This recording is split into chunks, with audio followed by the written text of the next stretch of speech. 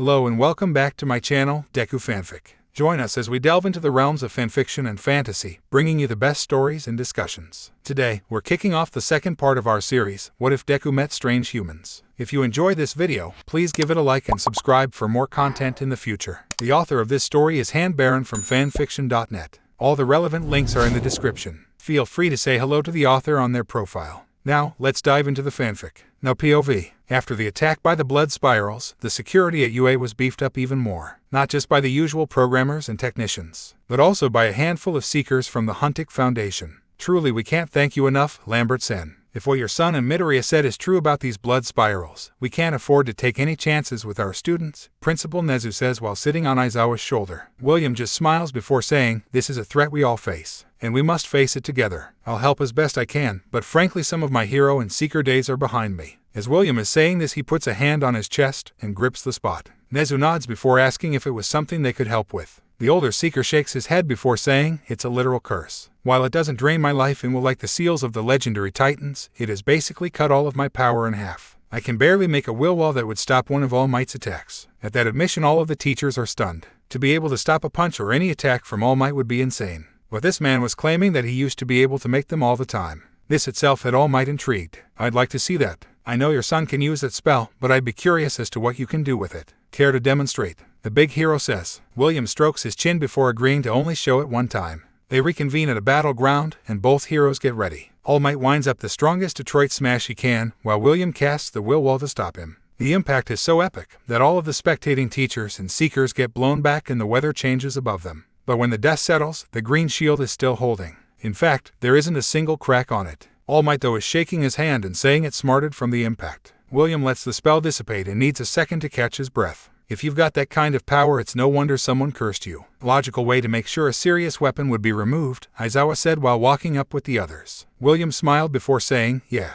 that was what the spirals were aiming for after they realized they didn't have time to kill me. Now I've taken to teaching the next generation. The ones here have the potential to influence the world at large. They'll help to stop the spirals and any other threat that comes out of the woodwork." Each of the teachers nod and All Might thanks the older seeker for going along with his curiosity. With that done, the next day is a special one for the students of the first-year classes. As Aizawa and Kan put on their blackboards, "Rescue," the students start to talk excitedly amongst themselves, discussing how their quirks would work well in some of the situations. "Hey Midoriya, can a lot of your spells and titans actually help with hero work?" Minda asks from the seat behind the seeker. Izuku gives Minda a slightly flat look before explaining how most of his titan's strength could help in situations, and especially his red searcher could find multiple people in danger. "Also, titans don't need to breathe, so I can send some down to the bottom of the sea to rescue people if need be," Izuku explains while pulling out his holotome. He went over a few things on it to decide who to bring along for the mission. Asahi does the same before asking if Melissa would be coming along as well. She will. While she is technically older, she is still a new student to the hero course, so she will be doing a lot of missions with you first years, Aizawa says before quieting down the class. He then explains that a few teachers would be working to teach all of them, namely Vlad King, himself and at least 2 others. "Get your costumes and meet outside.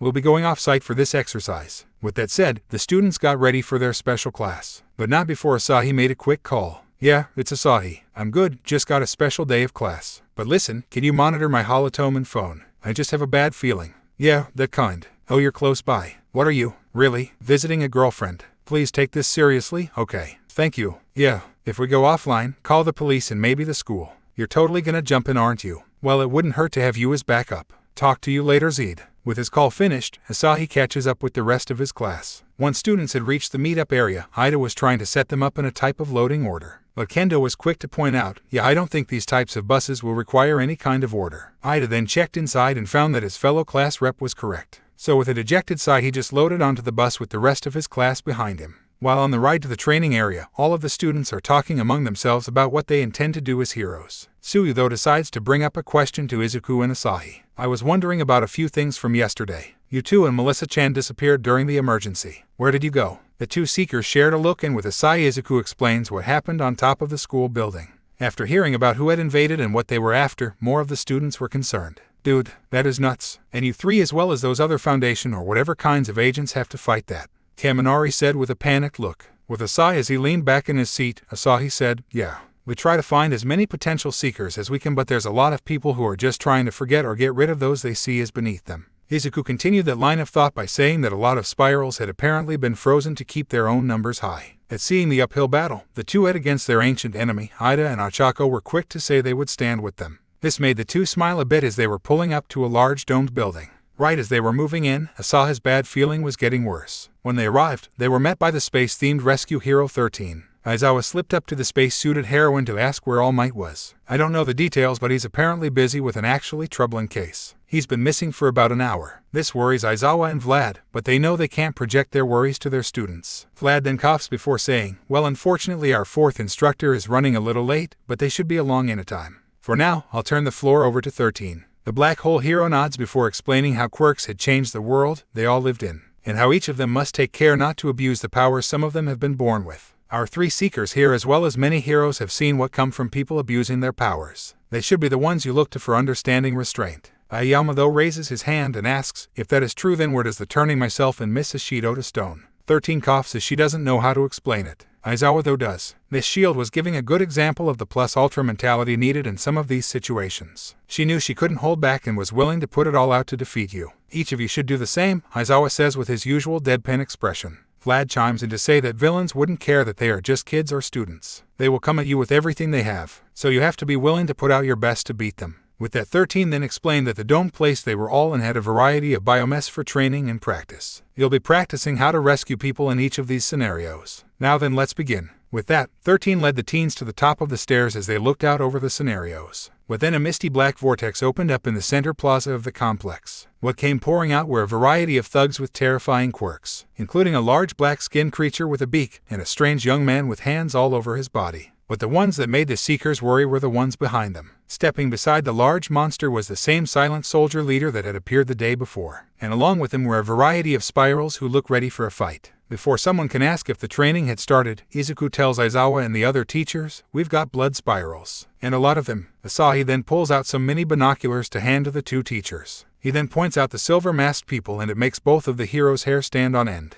They really are like a cult. It's no wonder these guys make you nervous, Aizawa says before instructing 13 to evacuate the students. Asahi and Izuku though step forward to back up their teachers. You'll need us down there. If the spirals get too close, they could try to take over your minds. We can't let that happen, Izuku says before pulling out a few amulets. He then summons his freelancer, Icarus, Ronin, Caliban, and Raijin. Asahi does the same with his Asura, Barrage, Freelancer, Solwing, and Ignatius. I had a feeling something could happen, so I called a friend earlier. Given what happened when I checked my phone, we've been cut off from the outside. So, he should be on his way. We just need to buy time. Vlad and Aizawa look between each other before Vlad says, only one of you should come with us. Maybe just send your titans down. The two seekers look to each other before they nod. Izuku steps back but not before summoning a hoplite. Asahi and Melissa also summon hoplites, and Izuku instructs his titans to help fight the incoming horde of villains. With that done, the teachers, Asahi, and a small army of titans rush down the stairs toward the villains. Most of the villains are confused by the strange creatures as well as the teen running alongside the heroes. A few of the emitters try to use their quirks, but Aizawa has already put his goggles on and cancels out their quirks. Vlad then uses the blood in his suit to restrain a few of them before knocking more of them out.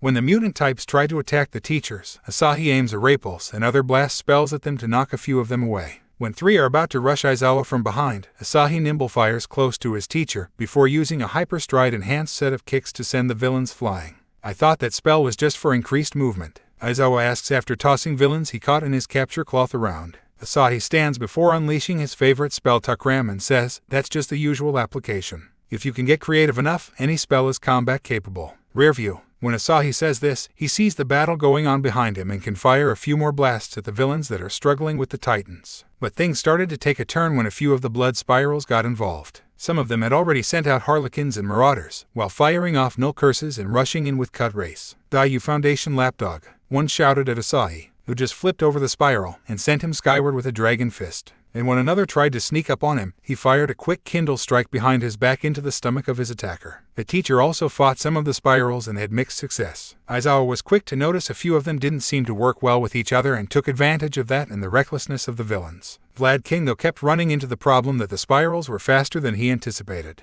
and kept using a hit-and-run strategy. So, he instead focused on the villains. While this is happening though, 13 is trying to evac the students. But then Black Wisp villain appears in front of the exit. Greetings students of UA. Do not worry, you are not the primary target of our attack this day. Most of us are just here to kill All Might, though our allies wish to use you. so I can't let you leave. As the wispy villain is finishing his explanation, Todoroki, Aoyama, Pony, and Rin fired their quirks to attack the villain. But said villain just uses his portal body to redirect their attacks. Now I think it is time to scatter all of you, the villain says before expanding his body around the area. The mist then envelops most of the 2 classes and half of them get scattered to the various rescue zones. Izuku, Yui, Haibara, and Manga get dropped in the conflagration zone, with Izuku catching Yui and slowing her fall with Feather Drop. Manga uses his quirk to blow away some of the fire and allow for Haibara to land without setting herself on fire. She also catches the speech bubble-headed young man. Well, that was crazy. Any idea what we do next? Yui said as Izuku set her down from the bridal carry. Manga though is freaking out and asks, how the hell are you so calm? Villains are attacking, and we just got dropped into a literal inferno.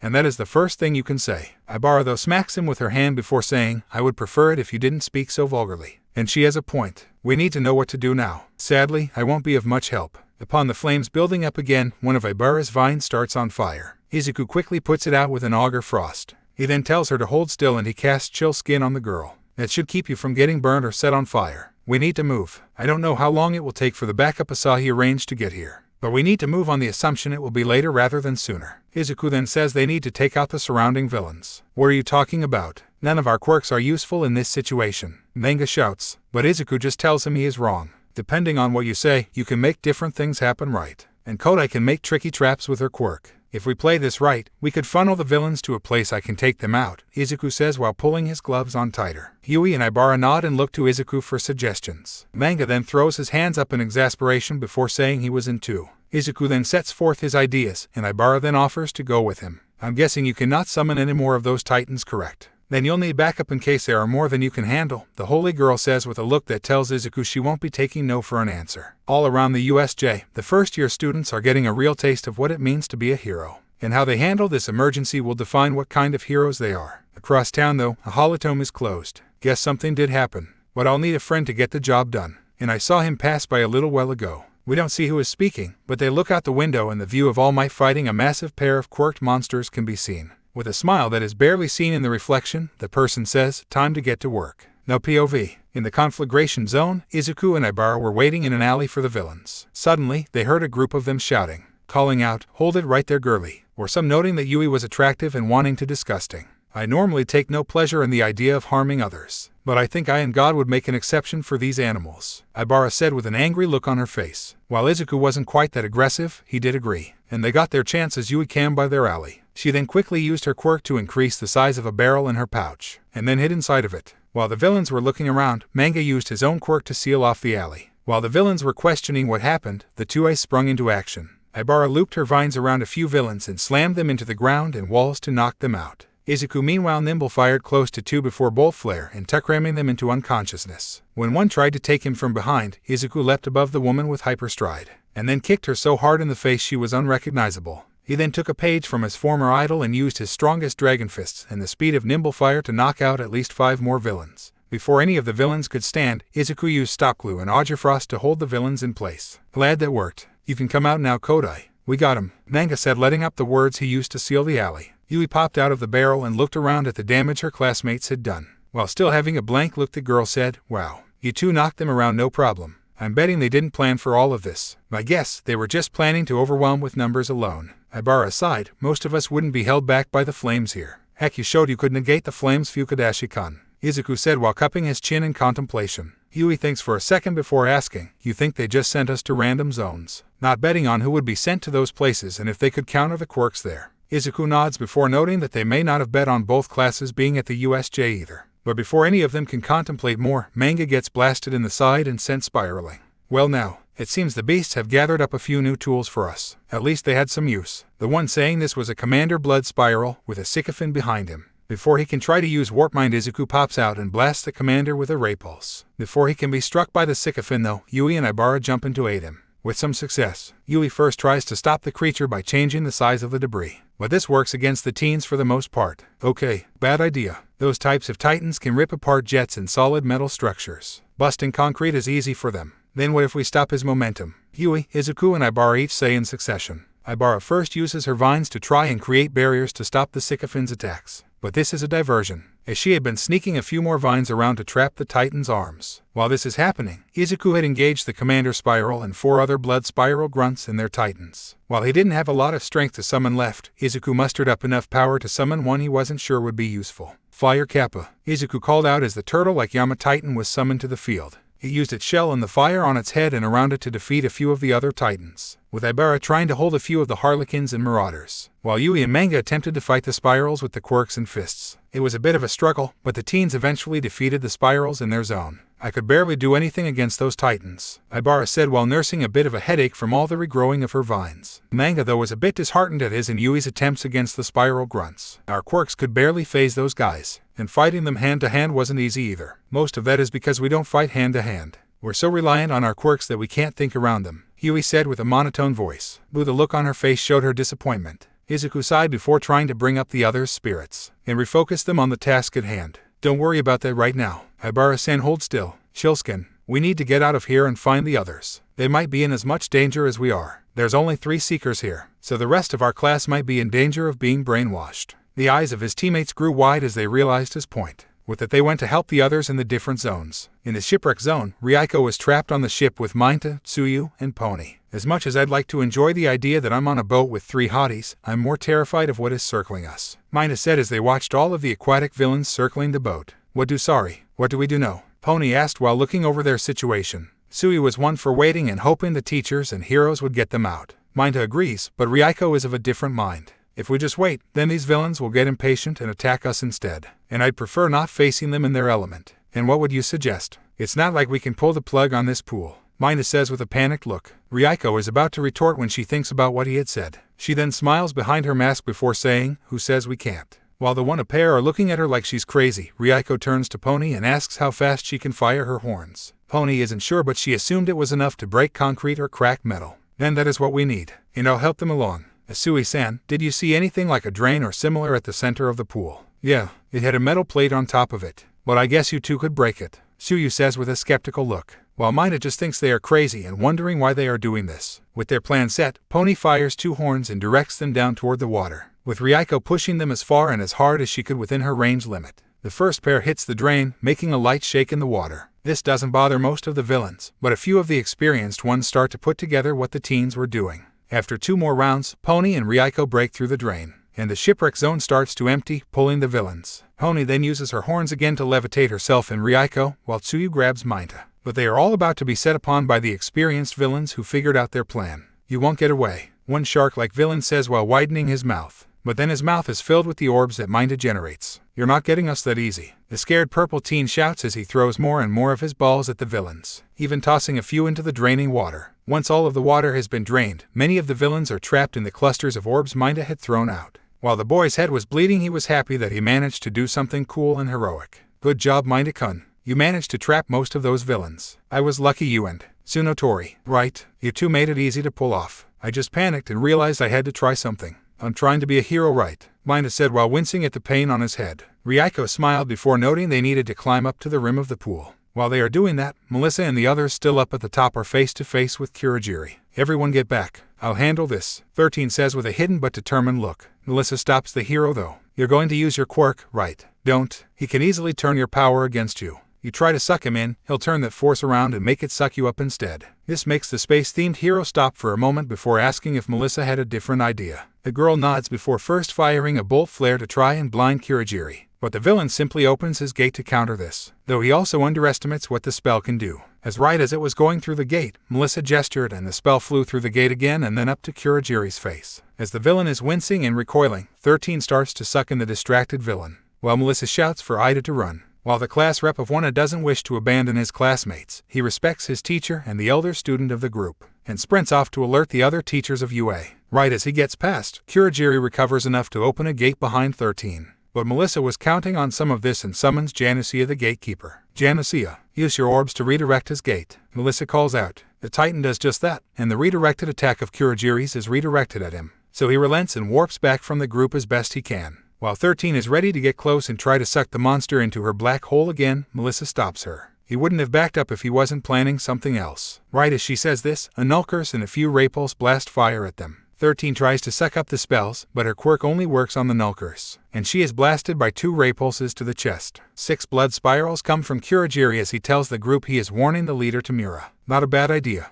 We'll handle this group, and maybe gain some new weapons for us and for you villains. A lead spiral with a blood-red robe says while directing the others to summon their titans. While most summon harlequins and Marauders, the lead spiral has something different. First summoning a dark pharaoh and Nigh Lurker, but then her apparent favorite. Devour them. Rotet, a large snake titan appears, similar in size to the Slitherfang that was part of the attack a few days ago. But this one appears to have armor as well, wings on its back. Glad I didn't summon too many titans earlier. Blast through. Mason, fight for your lady. Hilthane, Bellona, find the way. Silver Hunter. And with that all of Melissa's titans come forward to aid her in the battle, with a few of the students that were left being intimidated or impressed by some of the creatures they saw. But Melissa herself couldn't aid the rest right away. I'm still not used to all of this power. Need a moment to recharge. Then we'll keep you covered until you are ready, Rin says while growing a new layer of scales to his arms. A few of the others left power up or get ready to fight as well. While Melissa quietly uses head cage on a few of the students, she sees a weaker-minded compared to the rest. In the center though, the hero teachers and Asahi have burst through and gotten close to the leader and the strongest blood spirals. Think you've got strong enough summons to fight this kid and the other creatures? Not a problem.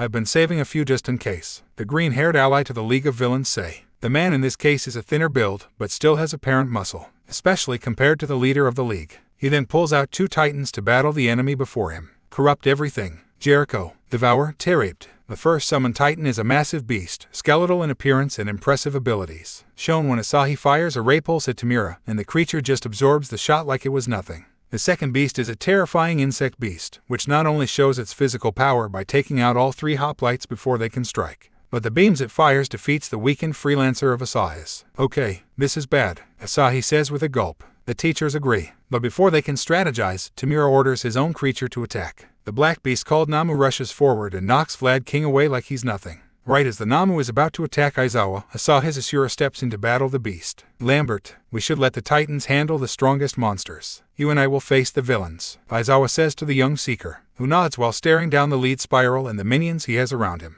Talk tough all you want, Eraserhead, but you won't be able to erase our powers, the spiral says with a smirk to the hero. Aizawa agrees before noting that it was a good thing he wasn't alone. He then rushes toward Tamura to keep the villain and the few others around him occupied, while Asahi faces off with the other blood spirals gathered. While both are thinking, I hope backup gets here soon. In an abandoned part of the city, All Might was fighting a group of strange monsters that were attacking the area. There were 5 of them and they each had 3 eyes. It's almost like those titan things. The strength is troublesome enough, but they always seem to know where I'm coming from. That's because they are titans and they do know where you are coming from, Might. It's part of their powers. A new voice calls out as a black fog drifts over the area. Bristlebind, Shattered Knuckle, Ripple Burst, Kindle Strike. All Might hears as a myriad of new effects seem to be happening all around him, and he can hear a few more attacks and spells likely being called out while the fog is still covering the area. When it clears, the 3 creatures are disappearing, but there is one still standing, so All Might takes his chance. Detroit Smash, he shouts as he gets a clean, powerful hit to the face of the last disoriented creature, and it vanishes. I'd normally make a joke about you taking too long, but it's not the time.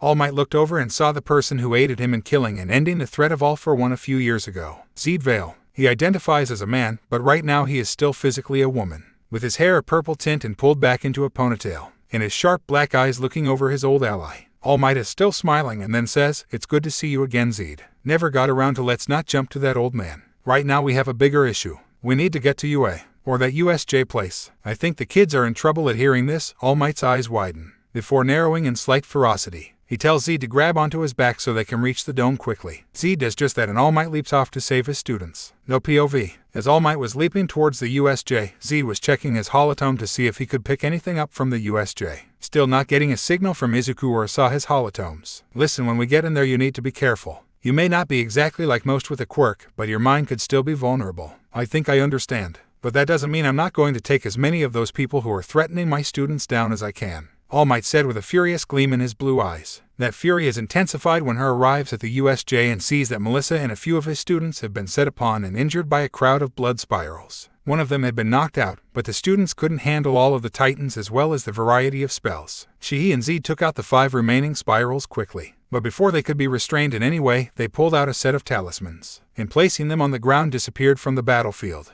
Upon seeing All Might and Zeed at the top of the staircase, the head spiral hummed. We're not leaving empty-handed this time. You know what to do. he said to his 2 lieutenants. They nodded before looking toward a few of the zones and grabbing the returned Kurogiri. In the center of the facility, Asahi was covering Aizawa and Kan with will wall, but his will was being taxed by the sheer number of blows coming from the Namu as well as something unsettling. The beast looked a bit like a Bra Titan, but it was even more modified compared to its original appearance, almost appearing to have flesh-like sections of its body and able to move almost as fast as the Namu itself. It and the Namu were unleashing blow after blow into the green shield Asahi was projecting. "Lambert, get out of here," Aizawa said, while nursing a broken arm. Vlad was unconscious, but he likely had multiple broken bones as well. "No way, I'm not moving, and I'm not letting them get to you," Asahi shouts while trying to stand. He stumbles and nearly collapses, but he manages to stand tall and hold the line to make sure the Spirals and League weren't getting their hands on the first-year teachers. "You can relax now, young Lambert." "Why?" "Because we are here," All Might announces from the top of the stairs, and at his highest speed, he takes out most of the villains in one pass, only being slowed slightly thanks to the Spirals messing with his head when he tried to attack him. But this is when Zed jumped in and blasted a few of them with his best spells, before summoning his titans, Changolem, Polymaximus, Strike Them, Power-Bonded Gawain. The summoning of the first 2 reveals a pair of powerful giants, with the blind Polymaximus engaging the Namu, while Changolem attacked the Bra. For the Gaia Titan Gawain, its normal appearance would have been a green man with deer antlers, leather and grass-like armor and a trio of weapons to fight with. But the power-bonded state granted the being greater armor that seemed to be made of gold, while his antlers also had gold tips to them. His hammer had an axe-like section to it, and the spear was more imposing compared to what it originally was. And the shield had gold along it and what appeared to be a cutting edge. "You did well, young Lambert, but you need to get out of here," All Might said before trying to get in to remove the injured from the battleground. "Save your breath, Toshinori," Zed said before knocking on the shield. Aizawa stood and looked over his student, and was shocked by what had happened with the team. Asahi had passed out while standing, and he was still holding and maintaining his will wall to protect the 2 teachers. Zed suggests that Aizawa place a hand on his shoulder to let up the shield. When he does, Asahi's barrier lets up and All Might can get them all out of the line of fire. To have so much willpower that he could stand and keep protecting people, even though he was unconscious. He truly is a hero, All Might thinks while leaping up to the top. Down below though, Polymaximus is struggling against the Namu, only slightly keeping it in check due to the size difference. Changolem meanwhile has had better luck restraining the Bra, mainly because it could open up parts of its chain body and evade attacks that way. While the Titans and monsters are fighting, Zed had engaged the remaining villains and Spirals, making short work of most of the villains, knocking 10 out with a single shot of Tukram and breaking, knocking out another 6 villains with a mix of Dragon Fist and Shattered Knuckle. "Damn, this bitch hits like a truck," one villain commented, and Zed caved in his skull with another punch. "Asshole, I'm a man not a woman," Zed said with the glow still around his fist. The Spiral leader and Tamira were both impressed by Zed's power, the former noting that with him and All Might, they would be in trouble. "What are you talking about?" "See, he just lost his giant that was holding Namu in place," Tamira said as Polymaximus was defeated and returned to his amulet. "Namu, kill that bitch. Bastard. Whatever, just kill them," Tamira shouts to the zombie, and it rushes right at Zed, who doesn't even flinch before avoiding the first attack to his head. "Kindle strike," Zed says with a point of his fingers, shooting a blue beam into the stomach of the Namu, but it barely notices and attacks again, only to be knocked away by All Might's return. Zed looks up at the man with a raised eyebrow before asking, "What kept you?" "Sorry, Zed. I took some time to find a few of the other students. I removed most of them, but a few are still unaccounted for," All Might explains before grappling with the Namu. The top seeker curses under his breath before engaging both Tamira and the head Spiral. Right when Tamira is about to get a hand on Zed, he pulls out a sneaky spell. "Armor burned," he shouts before coating his body in a fiery aura, setting Tamira's left hand alight. But the Spiral quickly hits the Seeker with a null curse and knocks him over before cut racing into attack again. But he is intercepted by Gawain returning to the forefront. He had been engaging the various small titans that the Spirals had summoned and the lower-ranked soldiers. With that done, he could engage the Spiral's leader and keep him occupied. Of course, it's a power-bonded titan, the Spiral leader says with a grunt after casting a storm shield to protect himself. All Might meanwhile felt as though he was facing an evil copy of himself. The black-skinned and beaked monster was almost keeping pace with him and hitting him just as hard. "I'm probably going to have to put everything out to finish this fight," All Might grunts after taking a strong hit to his stomach.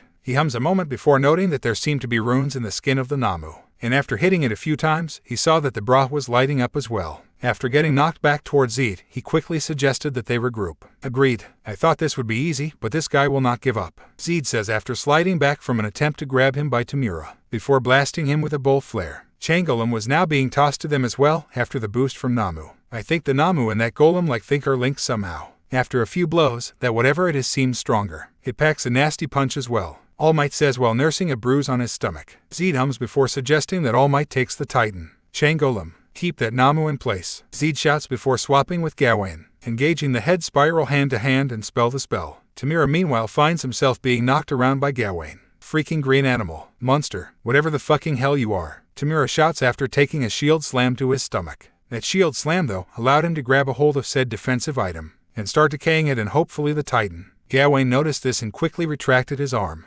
before stabbing his spear into one of Tamira's hands. And while the young man was screaming, the Titan grabbed his hammer and brought it down on Tamira's other hand. Before the young man could be knocked out or captured, the head spiral grunted before shouting, "Hope shatter," and immediately returning Gawain to his amulet. But the spiral seemed tired after doing that once. So that's why you didn't do that. Still haven't mastered it, Zed says with a chuckle before starting up 2 more fist spells going up to take out the 2 leaders. The head spiral grits his teeth before casting dark fog and bristle-bind around himself and Tamira. Zed curses under his breath and charges into the mess to find the villains, only to find nothing. Meanwhile, Namu had originally tried to attack All Might, but Changolum intercepted the monster and virtually disassembled itself to restrain the creature. Meanwhile, All Might unloaded the strongest barrage of his Minnesota Smash to do damage and crack the armor body of the bra. Time to finish this. Plus, Ultra, All Might shouts, while punching even faster than before and shattering a few of the parts of the modified Litho Titan, with one final punch to break the head of the magical stone beast. All Might winces a bit after the blow,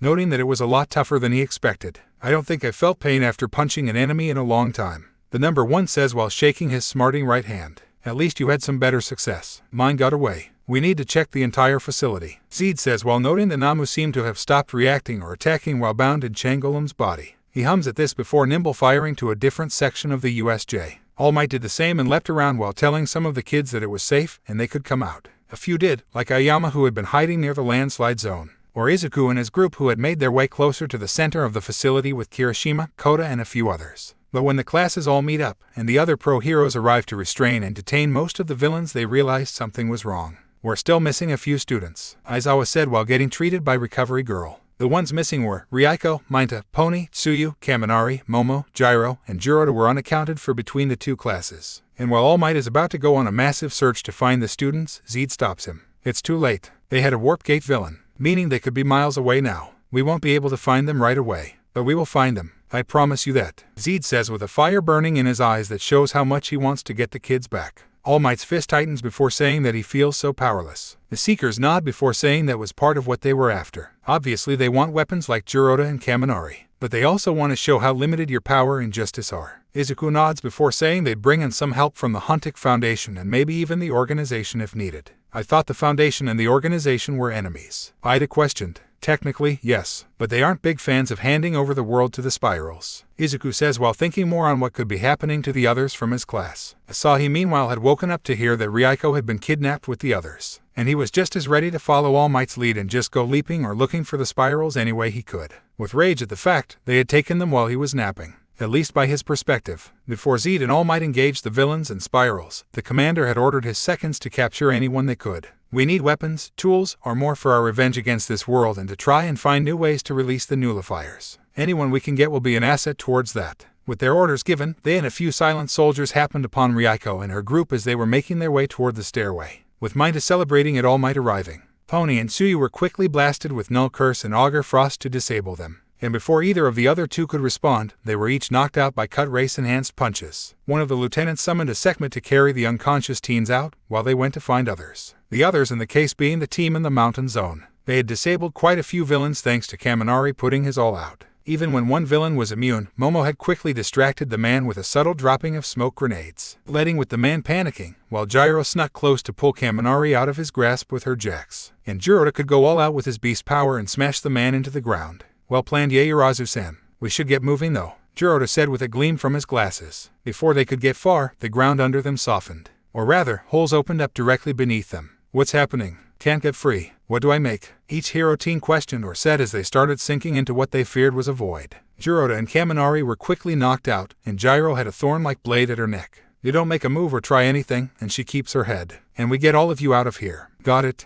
The male lieutenant said while smirking at Momo. The girl looked around panically before shivering. This was due to the female lieutenant using her Deerter Titan to move some vines around the girl's body, while also laying her hand alongside Momo's face. And if you're lucky, you won't end up like many of the other animals we've gathered. I'd be more than happy to watch over you, the woman says with a slightly sultry look. While Momo is terrified, the male lieutenant tells her to knock it off, before asking if they had a deal. Momo just gives a shivering nod, and the Titan lifts her and the others up. But before she can retaliate, she and Gyro are blasted into unconsciousness. With that done, the two have their Titans wait just outside the dome, before working with Kurogiri to recover most of the other spirals and a few villains. It's a race against time now. We'll put as many people as we can into finding them, and when we find them, you can bet you'll be part of the mission to get them back, Zed said to All Might, Izuku, and Asahi, with the Seekers tightening their fists, promising to be stronger and more skilled before that day came. All Might meanwhile had a face that Zed could only compare to when the two faced off with his arch-enemy. We won that day because you were willing to wait and trust me. Please, do the same now, Toshinori, Zed says while elbowing All Might in his bruised stomach. All Might coughed before agreeing with Asahi. For Asahi though, he was determined to be ready for what they might come up against next,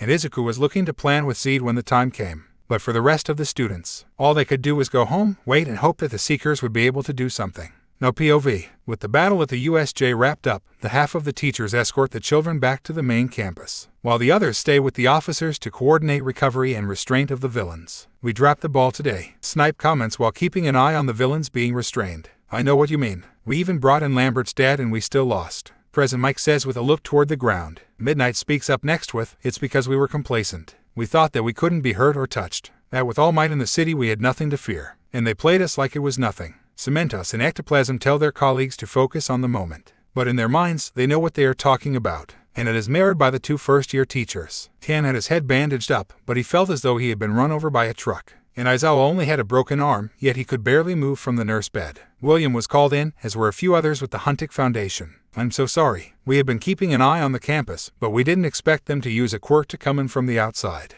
Nezu shakes his head and says that they all underestimated the blood spirals and the villains, or the League of Villains in this case, though I wonder how many of them really deserve the title of villain, Nezu says with a sigh. Recovery Girl had patched up the first-year teachers and was quietly observing the matters, especially since she had to help All Might with a few minor fractures in his hands. All Might no longer had his trademark smile, and it wasn't due to the injury. We need to find the students. There's no telling what they could do to them. Zed speaks up next and points out that he already pointed out a few things. Some of them though, I don't see what some points are, like Gyro or Yanagi. Their powers aren't exactly ones I'd say are overly useful to Seekers. We have plenty of spells that can do similar things to theirs. Maybe they're trying to do something else. Think they could make them into sleeper agents? Recovery Girl asks while checking over Izuku and Asahi. The latter mentions that it wasn't their style. They don't infiltrate or sabotage. They prefer the direct approach in these types of matters. William agrees with his son, noting that the Spirals have a massive army of Seekers and Titans, and it's not as if they wouldn't have plenty of people who are angry at the world now, especially those who are quirkless, let alone any possible freezing of some armies from the past.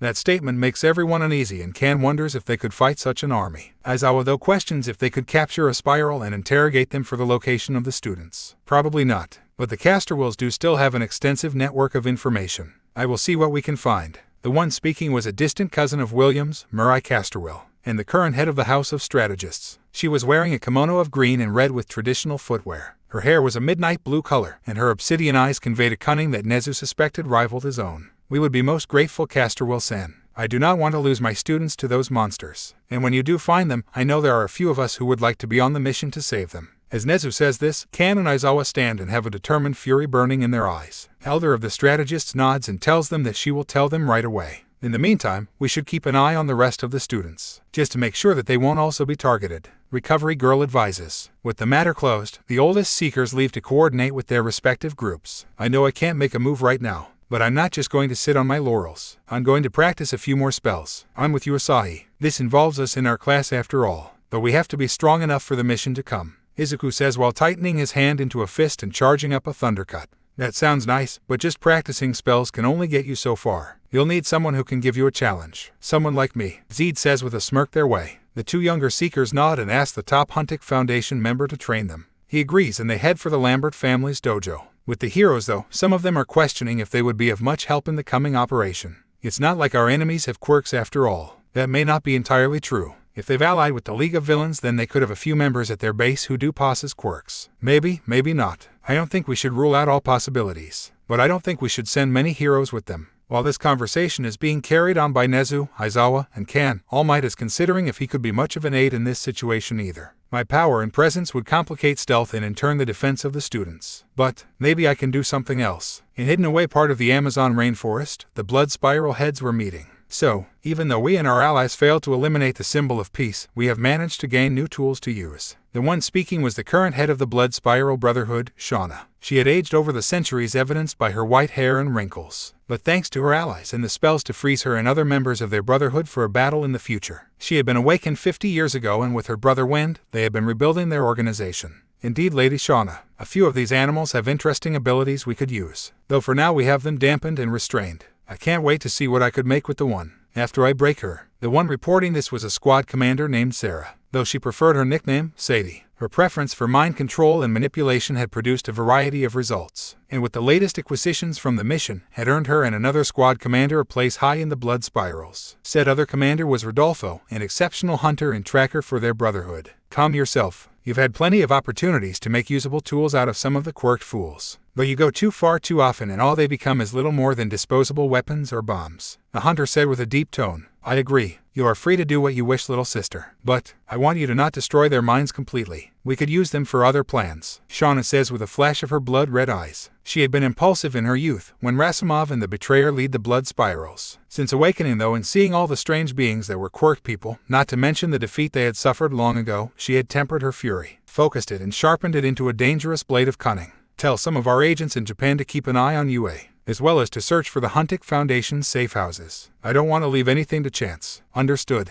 I'll put some of my hunters to it, but it may mean pulling them from the search for Casterwills, Rodolfo says while bowing to his leader. Shauna has a moment where she wants to rage, but with a breath she calms it and says, do what you must. We underestimated the Foundation 200 years ago, and it cost us almost everything. With that, Sadie and Rodolfo bow as Wind and Shauna head for a crystal portal to take them to their new hidden headquarters. When they leave, Sadie's smile grows as she lets her hood down, revealing her pink-colored hair. Rodolfo does the same, and his white hair with streaks of black are seen. Now then, what to start with? That black-haired girl with the red suit looks like she will be so much fun to torment, Sadie says before walking to her chamber, or rather her torture chamber. Rodolfo groans before reminding her of the orders she was given. We need them sane and alive, so maybe avoid the more painful options. You may have found a stronger version of Simple Mind, but if they are so mentally drained they can't function, it isn't worth it. The other commander just rolls her eyes behind her mask but does agree. Besides, it's no fun if they break too easily. Now then, don't you have some of your wolves to direct? Rodolfo sighs before heading to the crystal portal. Now then, time to have some fun, Sadie says while rubbing her hands and grabbing a few of her titans. She heads for the cells to check on her captives. When passing a few, the quirked people within groan or mumble. And when passing another few cells, the men and women within are restrained and look as though they've gone mad,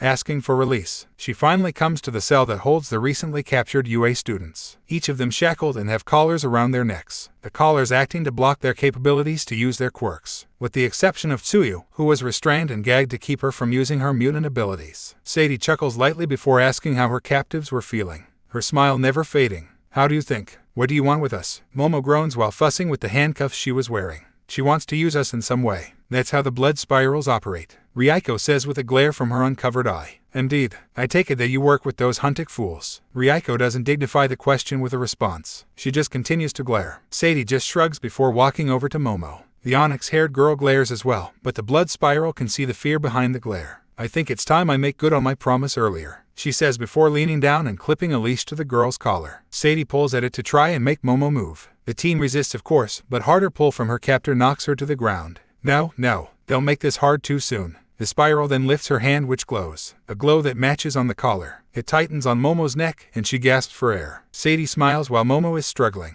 The twisted smile grows when the magic shifts and it starts shocking the girl. Alright, that's enough. No reason to have too much fun too soon, Sadie says before letting off the magic. Momo coughs before grunting as Sadie pulls her with the leash again. The teen is unsettled even more while walking past the cells and seeing what had become of the woman's previous victims. Once brought up to Sadie's chambers, Momo is again frightened and unsettled by what was all around her. I hope you are willing to be helpful, little toy. I read up on your powers. The ability to create any non-organic substance. That would be quite helpful. The seeker notes how easy it would be to just take over her mind with magic. But I'd prefer my toys aid me willingly. So here is how this will work. I let up on your collar, and you make exactly what I tell you. In exchange, you and your classmates will have a more comfortable stay. Relatively speaking. Momo just glares and musters up what courage she has left to attack the seeker. She rushes at her before trying to headbutt the woman. But it is no trouble for her to knock the girl to the ground. Oh, I wish you still had a little fight left in you, the woman says with her smile widening. Now then, where shall I begin? Oh, wait, I know. Grow and bloom. Dieter, the sadistic seeker says as she pulls out her Gaia Titan.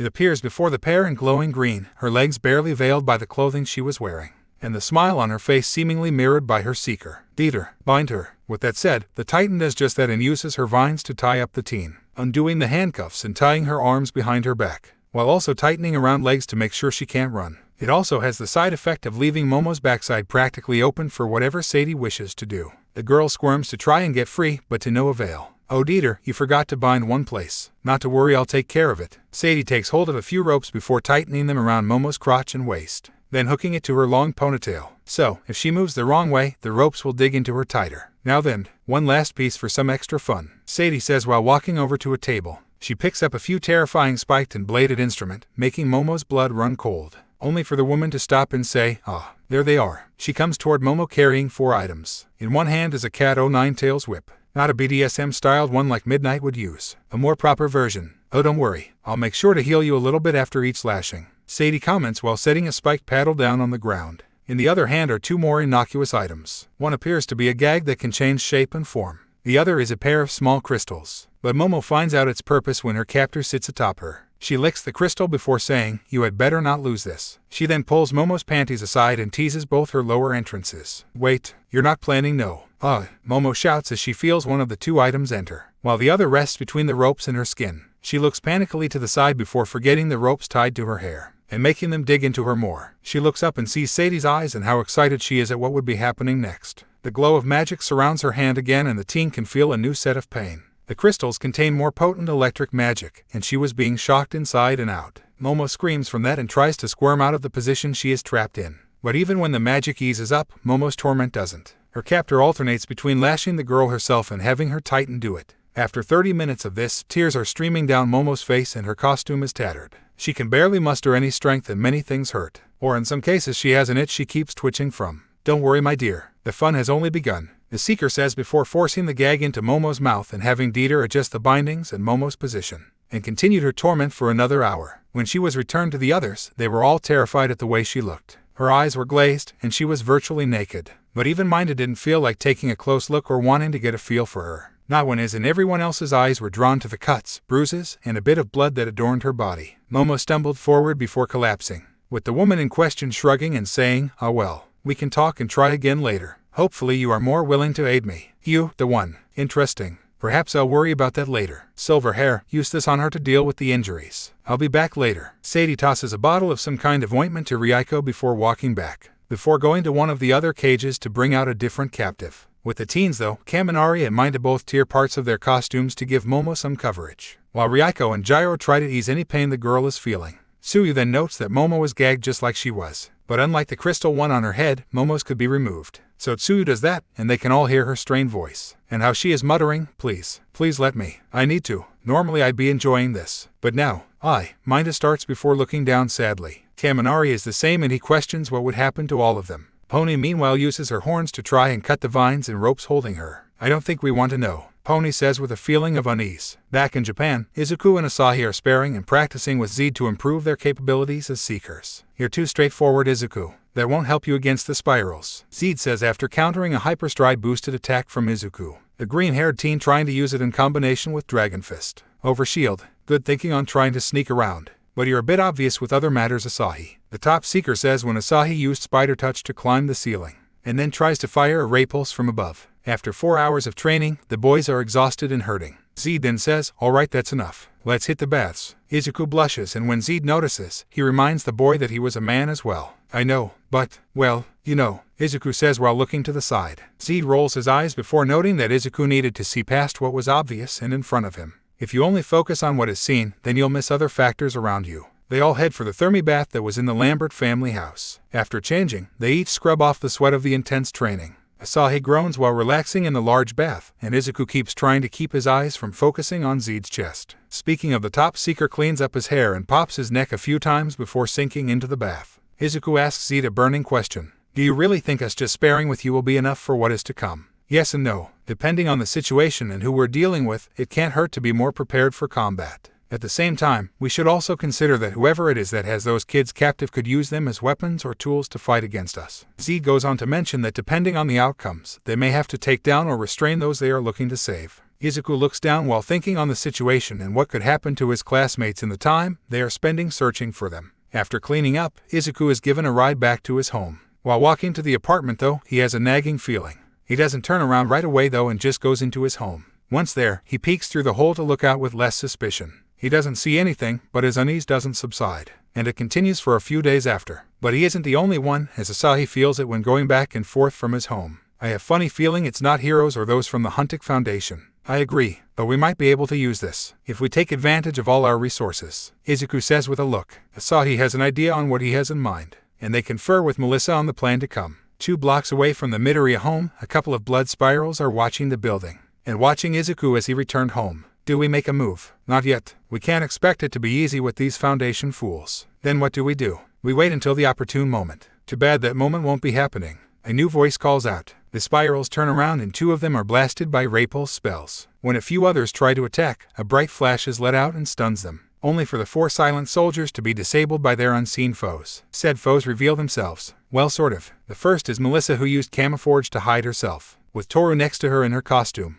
She was naked. Good thing that worked. Now we can find out where the others are, Toru says with unseen excitement. Melissa tells her to temper that optimism. Just because we have them doesn't mean we can get information out of them. The inventor-turned-seeker then uses rope trick to tie up the cultists and calls in her uncle to take them to UA, where they could be kept with less suspicion. The next day, the 4 spirals were kept in a set of quick-built cells, with a few from the Foundation using the remains of the lodestone as a way to keep them from using their powers. So how do we handle this? All Might questions. Aizawa wonders if they could call in Tsukachi Makoto. She has a polygraph quirk that detects lies. Mirai points out that she has a similar power. I'll use Oathmaker to get something out of them, but it is going to take a few tries to get anything useful. While the first-year teachers want in on the interrogation, Nezu stops them, noting that they have too much of a personal stake in this. I'll go in with Caster Wilson. Snipe, I want you in there as well, just for some extra ears on the situation, Nezu says while walking to cell door. It takes a few rounds and multiple applications of Oathmaker, but the trio eventually get some data and information on their quarry, and the likely location of the students. A jungle isn't exactly that specific, Snipe says with a raised eyebrow hidden by his mask. Mirai notes that it could be helpful given what her agents had found on some of the blood spiral bases. They used to have just the one focused on the spiral mark, but thanks to the Foundation, they no longer control the area, so they've had to set up in other places around the world. The Elder then brings up a holomap with a handful of markers noting bases. A few stick out to the interrogators. So we've got 1 in Africa, 1 in Australia, and 1 in South America. That narrows it down, but it's still 3 locations that could be busts. And if we hit the wrong one, they'll move the kids. Snipe's analysis makes Nezu and Mirai contemplate the matter more. Wait a moment. That third one. What did she say? Nezu stops before pulling up the recordings of interrogations. She will enjoy tormenting those beasts until they are loyal puppets and tools of chaos. This one noted a female who was involved in the turning of captives into. Well, let's not think about that. Mirai hums before checking the reports from her agents. She smiles and says, luckily there is only 1 jungle base that has a female commander. Here, in the Amazon. With the location found, Mirai and Nezu work to build a plan to rescue the students, with Izuku, Melissa, and Asahi being at the front to go and save their friends. No way. We are not letting our students go into more danger, Aizawa says to them. Sorry to say, but they've been in a lot of danger plenty of times before. This isn't anything new, Zeed says with a flat look to the man. All Might then speaks up and agrees with Zeed. These 3 have powers and capabilities that we don't. What's more, they don't possess the weaknesses we do. If they can get in to save the students and who knows how many others, I'm all for it. The top seeker smiles and thanks his friend. Mirai notes that she could have a way to get them to Brazil quickly and that they'll put together a plan to handle the situation. All right. In the meantime, we'll practice and prepare a bit more. Melissa, you'll have to hold off on your gadget making for now. But maybe bring a few along. With the general plan set, each of the people involved prepares for the rescue mission ahead, with some hope that they can get to their friends before their minds are destroyed or they are made into tools of the blood spirals. Back in the Amazon base, the captive students have been struggling to keep any semblance of sanity, especially when their captor had decided to bring in others to help with the torment. Gyro being forced at one point to sodomize Momo and then getting it herself later, or Mina being electrocuted by Kaminari when the boy had been taken over thanks to her mind control spells, even using Jirota to attack Pony when she was stuck in a state that played more into her costume. One of the last to be brought up were Tsuyu and Ryuko. The former was minorly tormented at the fact she couldn't eat for some time thanks to the gag in her mouth, so her captor took a different approach to giving her some nutrients, one the frog girl would never forget. Ryuko though had been strapped down to one of tables for something different. You are interesting. You possess a quirk, and yet you seem to have a tinge of magic to you. Or rather it seems as though the powers of a seeker could be yours. What does it have to do with why you have me like this? And did you really need to take my kimono? Ryuko asks with blush across her face. Sadie just shrugs before noting that the girl still had her underwear. Not important right now. What is important is that you will be the first to feel what we have planned for all of you animals. The woman has one of her spiral minions come over with special suitcase. It took quite a lot of convincing to get some of the materials I needed from that lovely girl. But I think it is finally ready. She pulls out a syringe and a glowing vial from the case before drawing a decent amount. About enough for an allergy shot. She smiles sinisterly as she walks over to the restrained girl, who is currently struggling to get free from the table. Way down. SHHHSHSHSH. It will all be over soon, Sadie says while using a gravity spell to hold Ryuko in place, gently caressing her cheek, before jabbing the syringe into Ryuko's neck. The ghost girl has a panicked look in her eyes as she feels medicine rushing into her, and her vision fades to black. No POV. Alright, is everyone ready? Zed asked his team. They had taken a red-eye flight 2 days after the USJ attack. The whole team was in a safe camp not far from the Blood Spiral base. Very little had been observed by the agents watching, but they stood ready to assist. All around the top seeker of the Foundation, he saw how they had prepared. Melissa had changed into a semi-suit like Izuku's and Asahi's. She passed some discreet radio transmitters to each of them, and some devices in case they were needed. Asahi had taken some time and learned a few more powers to try and find Ryuko and the others. Izuku, on the other hand, had taken to learning some more combat-focused powers, as well as something special to help in the mission to come. The plan was made and all 3 of the younger seekers looked determined and ready for the fight to come. Alright, let's do this, Zed said with a smirk reminiscent of his ancestors Jalia and Dante. Inside the base though, something different was happening. Well, there was a successful test batch. I do have to thank you, Ryuko-chan. The information I received from the serum is just what we needed to rip apart this quirk-obsessed world. I hope you enjoy the little pieces I've left you with for now. It's far gentler than what I used on the others. Ryuko was currently still strapped down to the table, and was still in her underwear. But that was as far as the blood spiral took it and left the girl with items poking and teasing her breasts and nether regions. Sarah took the remains of the serum she created and packaged it up in the case from before. She then picked up her lore slave and powered up the crystal portal to take her to the home base of the blood spirals, letting her captive suffer while she made her report to Shauna and Wind. At the entrance to the facility, the guards were attacked by a pair of ray pulse shots, and then another was struck by a magic blast from an Icarus Titan. So these are the ones we need to get through to get the kids, Zed said as he, Izuku, and the rest walked out from the brush, with Caliban, Asura, Kilthane, and power-bonded Gawain marching with them. Fools, you think you can simply break through all of us? A spiral says while sounding the alarm. Swarms of the silent soldiers rush from various underground entrances and exits. Zed and the teens look around at all the enemies before them. Izuku speaks up first with, I'd say they've got at least 50 members. Not the best odds. Zed notices the smirk on the green teen's face and responds with, I don't know.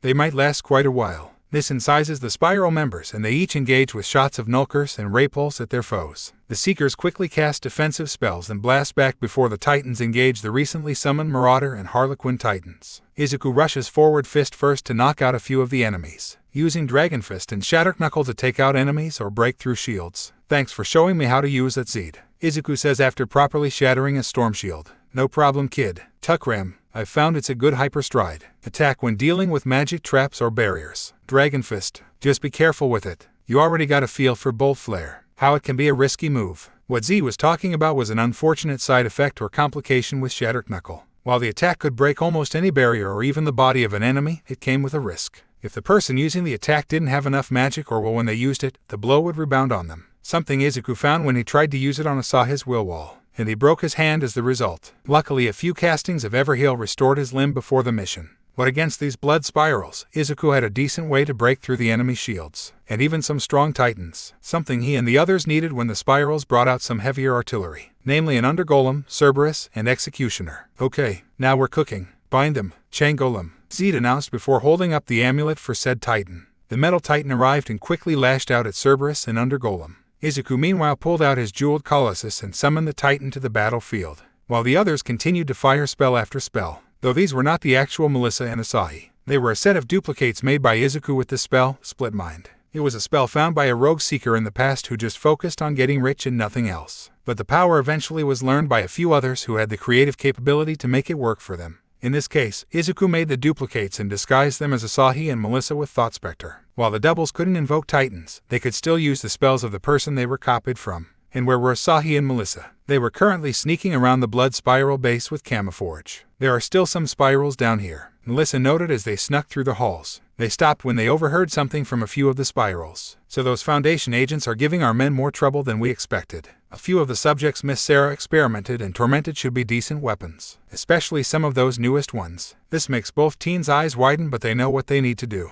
They keep following the soldiers, but they have to make a choice when the pair split up. Luckily, their foes give them an idea on what to do. Where are you going? The male one asks as his female cohort was turning to a different corridor. You can release the ones we have controlled with little issue. I'm going to take care of our secrets. Miss Sarah may have taken most of them with her lore slave, but it would be foolish to leave an intact path for our enemies. Hearing this, the pair of Huntik seekers make up their mind on who to follow. Melissa would follow the male one and try to disrupt or free those who had their minds controlled, while Asahi was focused on finding the secrets, and maybe rescuing the others. Melissa keeps up her camouflage as long as possible to sneak up on her foe, but she missteps and alerts the man to their infiltration. Before he can call out or raise another alarm, Melissa disrupts the item he was using. He snarls at her before firing a null curse and then racing away. Damn, Asahi. Hopefully I stopped him in time, but I've been compromised. Get what you need and get out, Melissa says into her comlink. She then nimble fires and tries to catch up with her enemy. By the time she had, though, he had apparently raised a group of mind-controlled quirk users up to fight.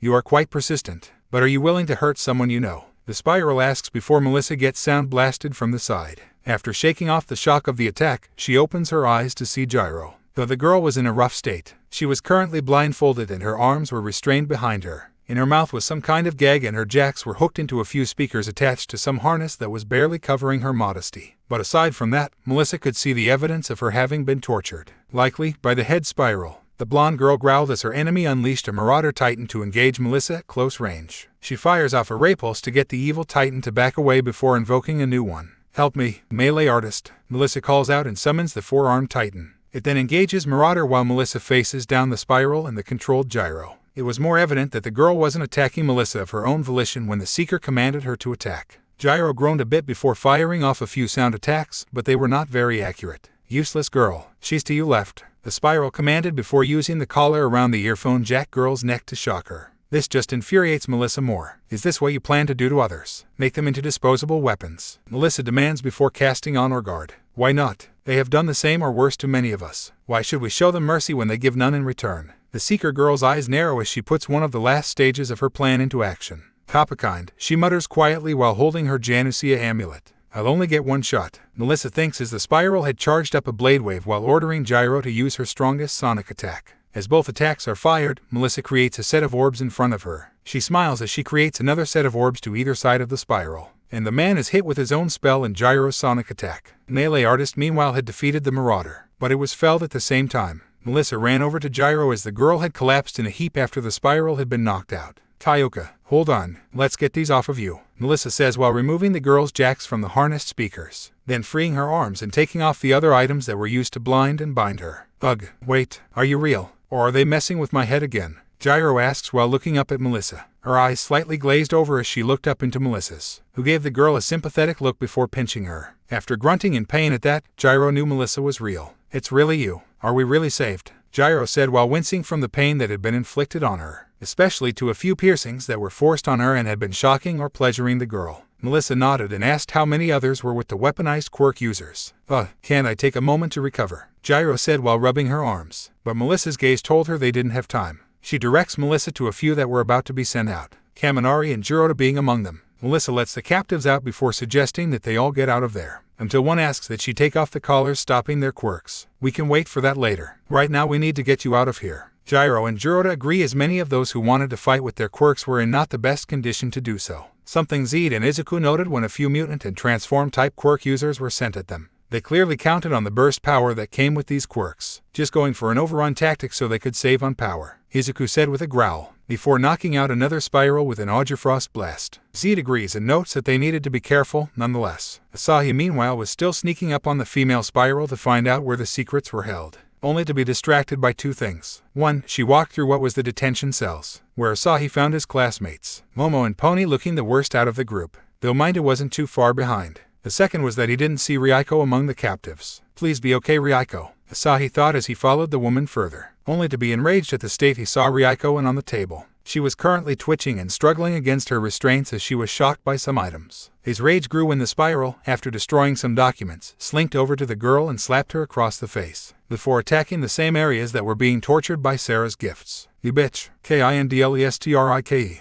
Asahi shouted before blasting the soldier with the blue beam of energy. After she was knocked back, Asahi blasted the things restraining and tormenting Ryuko. "Ryuko, Ryuko, it's me, it's Asahi." "Asahi, is it really you?" "No, it can't be. They're just messing with my head again," Ryuko said before trying to back away from him. Her wrists are bruised, as are other parts of her body, so Asahi isn't sure where to grab to keep her from backing away. He tries to console and convince the ghost girl that he really is Asahi. "Do you have some real way to prove it?" "Huh?" Ryuko asks while wincing at the pain in her limbs. Asahi first tries invoking Springer, but that isn't enough. Then he tries talking about things only they would know, but she just thinks her mind is playing tricks on her. Asahi bites his lip while trying to think of what to do next, especially since the spiral wouldn't be unconscious forever. He blushes as he thinks of an idea. He grabs Ryuko again to get her to look at him. When she finally does, he kisses her. The sensation, as well as the feelings Ryuko could pick up on, help her to see that Asahi was really with her. "Ryuko, I'm right here. I'm sorry I couldn't get here sooner," Asahi says with a sad smile, one that makes the ghost girl tear up before embracing him. "How touching. So that is why you were so determined to save these beasts. Well, it won't matter soon." The female spiral had awoken and dragged herself to the crystal portal and something, frankly a bit cliché, a self-destruct switch. The two heroes are surprised and yet not that they would go this far. The spiral taunts that they wouldn't be able to get everyone out in time. "You'll have to choose who you want to save, the girl and the few outside, or risk dying in here in a foolish attempt to save them all." With her speech done, the spiral uses a new power she learned to get away. Fireport. She barely gets away before she is exhausted, but she does give her allies a warning about the destruction of the base. Outside, Izuku and the rest had captured quite a few spirals and freed some of the first sentient quirk users. Melissa showed up next with Gyro and the others she had rescued. Asahi and the others are still down there. "We need to get them out," Izuku said while letting up his split mind spell. That is when Asahi come in over the comms. "Izuku, Seed, are you guys there? Listen, the spirals set the base to self-destruct. You need to away as fast as you can." Asahi's declaration worries Kaminari and the rest as there were still quite a few who were trapped or imprisoned. "Hold on, Asahi, we're coming down," Zed says before running toward the entrance. Or trying to run. He had used up quite a bit of his power and was exhausted. "There's no time. I have a way to get them all out. Just get the others away." Izuku is a bit confused, so he asks his old friend if he was sure. "Trust me, Izuku, I can do this." Asahi's voice projects that he would find a way to save all of them, so the other seekers trust him before escorting the weaponized captives quickly away. "Ryuko, can you stand?" Asahi asks after cutting off his call. She tries to do just that, but she is too wobbly to walk, so Asahi picks her up bridal style and runs them both back to the cells. Once there, he blasts down the bars, and with a little help from those who were still sane, they get everyone gathered in the same cell Momo and the rest had been imprisoned in. Ryuko winces while resting, with Asahi's jacket around her almost naked form. "Asahi, is this the end?" she asks, unsure of what he was going to do. "No, I won't let it be the end. Here goes nothing." Asahi rubs his hands together before saying, "Ghost walk." Suddenly beneath the seeker and captives, a hole opens and they fall through. Where they crash down on is in the Lambert family dojo. While everyone was groaning, the portal closed as the base of torture exploded. Bolt flare. "I don't know how you, Asahi. How did you get back here?" William asked as he burst into the dojo. The young seeker looked at his father before laughing and falling back in relief and disbelief. "It worked. I'm so glad that worked." After laughing for a few seconds, Asahi stood to talk to his father, only to suddenly feel weak and nearly collapsed on the floor. But he was caught by Ryuko, who winced as well given her own pains. Asahi needed a moment to gather himself before asking his father to call Zed. Listen, I don't know where Asahi is. I think he might be buried with the blood spiral." "Wait. Asahi, how did you get back to Japan with?" "A few." "Okay, I need some answers now," Zed said while looking confused at his holotome. Asahi smiles before explaining the new power he learned from Mirai. It's based on Umbra's power, but it takes a lot of concentration and power itself to use. Not to mention, I'm kind of exhausted from using it once, so it was a last resort. The seekers on the other side of the call were impressed and glad that Asahi had managed to save everyone else who was being held captive by the spirals. William cuts off the call to take care of his son and all of the people who were brought to his home. Back with Zed and the rest, they were doing much the same. Though Zed was curious about something he overheard from a few. "Excuse me, he said you had known the woman who held you before. Care to explain?" "What the hell do you care, bitch? I'll tell you this though, next time I see her I'm killing her again." The first part was irritating enough for Zed, but the latter made him more concerned and was enough to rope trick the pair of former captives. "Izuku, you and Melissa take your classmates back. I think I'm going to work with the heroes for a bit." The pair were confused, but they went along with the Elder Seeker's direction and brought Gyro, Kaminari, and Juro home. though after letting them rest at the Rio de Janeiro safe house, as well as getting them all some new clothes, Melissa checks in on Gyro, who seemed to be suffering from some nightmares and phantom pains during the night. But when she does, the punk rock girl lashes out at her, though it isn't too much of a problem as Melissa counters the wild strikes from her jacks. Gyro, Fayuka, calm down. You're okay. It's just a dream, Melissa says while holding the girl's wrists. Gyro lets out some panicked breaths before she breaks down in tears before hugging the girl. Melissa reciprocates and gently pats her head while she cries. When Melissa pulls back, her pajama buttons get caught on something hidden beneath Gyro's own clothes, making the shorter girl wince in pain and a bit of pleasure. Melissa notices this and asks Gyro to let her take a look, and she sees what had been hurting and reminding the younger girl of what had happened to her. And when she asked why she hadn't removed them, Gyro looked terrified, indicating to Melissa that she had tried it before and it led to something worse. Okay, just hold on. I'll take care of this, Melissa says before gently taking out what the spirals had used to decorate her body. Kuroda and Kaminari had fewer nightmares, but theirs were more in guilt for the pain they had inflicted on others. Back in Japan, though, the other students who had been returned were suffering their own sets of nightmares and terrors. Momo worst of all. She was constantly thrashing and crying out for help even when the doctors were just taking blood samples. Midnight had to step in and use her quirk to calm the girl down, while also cursing the monster who did this to her student. Minda and Pony meanwhile had to be treated for the multitude of injuries that had been inflicted on them during the few days they were captive, with some doctors mentioning that Minda probably wouldn't be able to go to bathroom comfortably ever again, and Pony would need a few days for her bones to heal. Ryuko though had a different, not exactly problem, but it was something almost painfully jarring to her as well. The serum that the head spiral Sarah or Sadie had tested on her was apparently a perfected one that she had been using on other subjects. Ryuko no longer had her quirk. The stuff would suppress or remove our quirks, even genetic changes like if we had horns originally just due to a relative possessing a quirk like that. It took it all away from us, though in some cases, I'll admit I didn't mind. I didn't have any urges or cravings due to it anymore, was what one former captive explained while getting treated at a hospital. For Ryuko though, she wasn't sure where this would leave her, and what it meant for her going forward. I guess I could always switch to the general course, not like I can be the same kind of hero I wanted to be. When the group returns to Japan, all of their classmates are glad to see them all and that they were safe, though some of them were still suffering from the trauma of being kidnapped and what they endured. Man, that lady who had you guys was really messed up,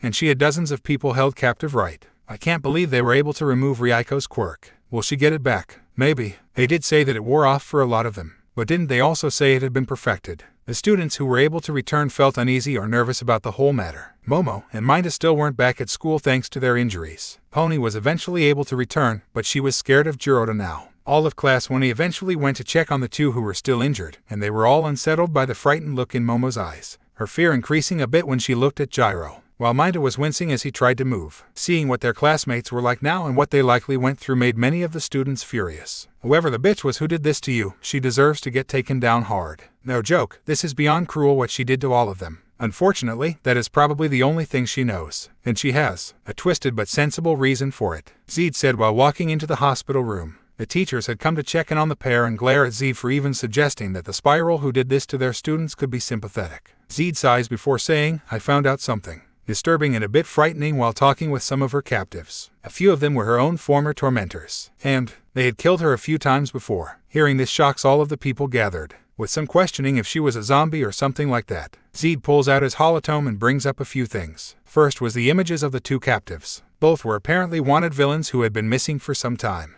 They had been working with a very twisted group of psycho and sociopaths, the head of which was a man named Lazarus, or rather he took his name from his quirk. It let him bring people back from the dead. Zed explained before bringing up some more images, ones that sickened and made more of those in attendance want to vomit. Lazarus apparently was part of a torture group, where they would torture certain individuals with their quirks for pleasure, and when or if they died, he would bring them back. And the most constant victims group who were their victims were those who were quirkless, seeing them as lesser beings and treating them as such, with Sadie having been a long-standing adoptee of theirs. Apparently, they'd pick up some kids from orphanages and then use them like this. This is the truth of your quirk in so-called hero-based society. This is what quirks have made many people into. Zed's declaration unsettles and terrifies more of what was involved, with Momo herself remembering some of her tortures, and that they looked similar to what the woman had endured herself when she was young. Younger than her and for far longer. I guess she broke worse than I did, and she probably sees this all as revenge against all those with quirks, right? Momo asks bitterly, and Zed just nods before noting that the girl apparently didn't break, at least not in terms of her will. Her mind is definitely broken, but she has crazy amounts of will. That was what it took for her to,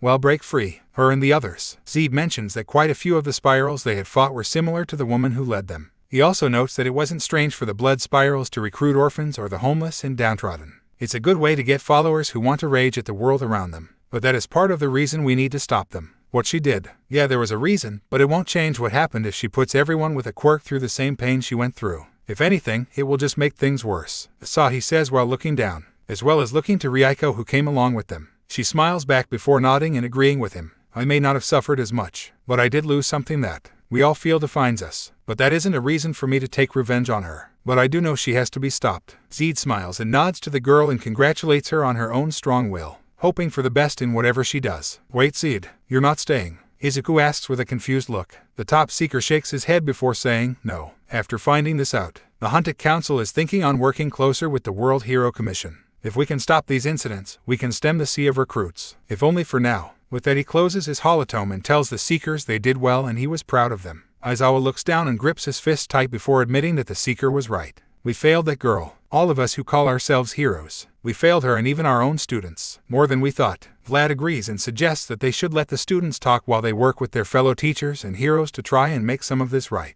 They leave as well and let the students think about where they stand as heroes and if they wanted to continue on the path they started. After talking a while, the students are told by the nurses that visiting hours were ending. Hey, rest up Minta. Hopefully we'll see you soon, Zero says to the short teen, who just nods and thanks the tape user. Momo meanwhile gets a hug from all the girls who visited, with the exception of Gyro who couldn't bring herself to do it. Instead she was working through her own memories and some of the phantom pains and pleasures that were going through her. After leaving the hospital, Asahi offered to walk Ryuko home. She accepted and thanked him. You sure you're okay? Asahi asks as they were walking. Ryuko looks up at him with her uncovered eye and gives him a sad smile. Sort of.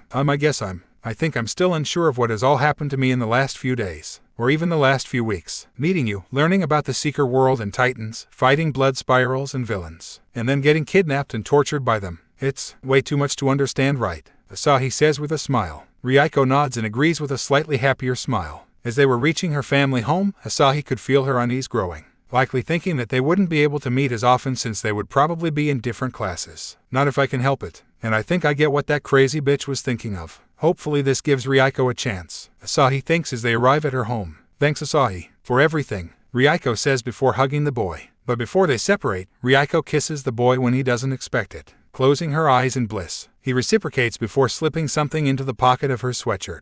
When they separate, they rest their foreheads against one another and smile. I'll see you soon, Ray. I'm not walking away, Asahi says with a confident smile. Ryuko thanks him before going to her home. After she closes the door, she leans against it before blushing and holding her mouth in a mixture of happiness and embarrassment. Her parents see her at the door and ask if she was okay. When she tells them she was, she mentioned that she just wanted to be alone for a bit. As she was walking up the stairs to her room, she put her hands in her sweatshirt pocket. Her hand touches what Asahi had placed in there and she feels the surge of energy. She grabs it before pulling it out and sees that it was an amulet. A navy diamond-shaped amulet with a pale gem in the center, and a pair of ram-like horns on the side of the item. She can sense the name of the being connected to the item, but she doesn't try to summon them right now, thinking she'll ask Asahi about it later. Back at the Japanese Huntik HQ, the mirror that they had found underneath Mount Fuji glows, and an amulet appears next to the item. Now POV. The day after the rescue from the blood spirals, a few in the hero course chose to drop out. Minta being one of the first. As much as I'd like to show I can be a cool hero, I don't think I can fight or deal with the same level of things that are coming to us. Aizawa nodded sadly while noting that Minta had been through a lot. It would have been one thing if we had just been attacked by villains, that he might have been able to handle,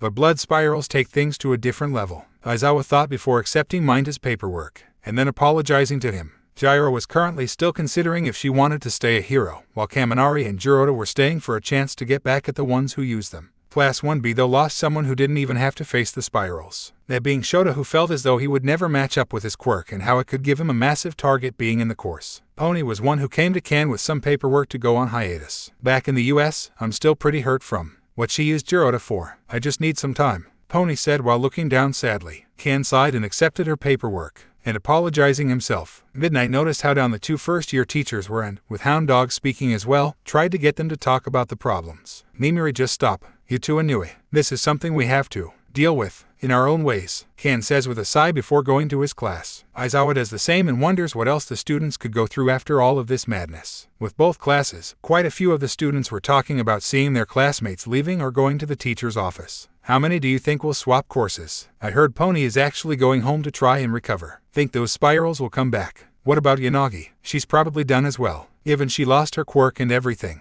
I hope Yairazu recovers. Gyro, you okay? Before some of the questions could be answered, the teachers arrived to their homerooms to take roll, both feeling a little pang of sadness at seeing the empty seats. Aizawa took a breath before addressing his class. As much as I don't want to admit it, this is what we as heroes deal with at times. It's something less understood or known by most who get into this business. Everyone just thinks about being able to use their quirks and getting to be a hero that way. Aizawa starts while his class looks at him nervously. He sighs before pointing out that was a very narrow and somewhat shallow way to look at what they do. I've seen it myself, experienced the pain of losing a classmate, a friend. It happened when I was a bit older than all of you. This is the reality. It's why we have to push beyond at our school, to make sure we can save as many lives as possible, including our own. His speech doesn't alleviate fears, but it does help harden the resolve of some of the students in his class. Kaminari and Kirishima being two cases, with Izuku and Asahi having already resolved just the same. A few others looked nervous, like Kota, Sato, and even Tsuyu, whose hand moved to her backside when thinking on what she and the rest endured. With Ken, he notes that all of the 1B students had to give it their all from then on. You aren't just doing this for yourselves. Do it for those who couldn't go beyond. For those who are scared and hurt, be they your classmates or just a civilian on the street, Ken says with his eyes moistening. A few others are resolved, and others look uneasy, but Naito is the one to point out that they had to prove they were still strong or capable. This isn't just to show up 1A. We need to do this to show that we won't buckle to the pressure from the spirals or any other villain. That's part of what it means to be a hero, Monoma says, and while inspiring, a few could see his knees trembling. The day went about as normal for the students of the hero classes. Even the hero class wasn't going to be an intense session like they had been expecting. All Might told all the students, for today I want you each to just test your limits and skills with your quirks. And we'll do it at the mountainous ground. The students all changed and headed to the battlegrounds. There were no comments about who was missing or what had happened. Each student was focused on getting better so they wouldn't be as vulnerable again. While Izuku and Asahi practiced their spells, Kirishima and Tetsu faced off to improve their durability and hand-to-hand skills. Sato and Shoji stretched the limits of their quirks. Sen traded blows with Kamakiri to come up with new ways of fighting, and so on. All Might noted a few who seemed uneasy about trying to use their quirks though, those being Kaminari, Jirota, and Gyro. The former two seemed unwilling to put out much, but not out of laziness. Instead, out of fear. Gyro though couldn't put her jacks into her boot speakers and seemed to be flinching at the slightest sounds. The crackling of Kaminari's electricity seemed especially terrifying. I wish I knew a way to help them, but that isn't my forte, especially not in this situation. I know, Uncle. To be honest, I don't think there is anything we could say that would help them. All we can do is try to be there when they need it, Melissa says from his side. She was wearing her own sneaking suit and was practicing a few spells, before using her newly built holotome to research other matters. Something that surprised everyone though was the person who walked into the battleground. Ryuko was currently wearing the PE uniform and was rubbing her hands a bit. Aside from the surprise, a few from 1B quickly rushed over to her and asked if she was okay. Did your quirk come back? Are going to be able to still be a hero? Kinoko asked with a tear-eyed smile. When some from 1A walked up, Ryuko and Asahi's eyes met. He smiled before saying, why don't we let her show us what she has in mind? A few from 1B looked at him funny, before Monoma claimed he had no business talking with her. It's your fault she was taken in the Figurk.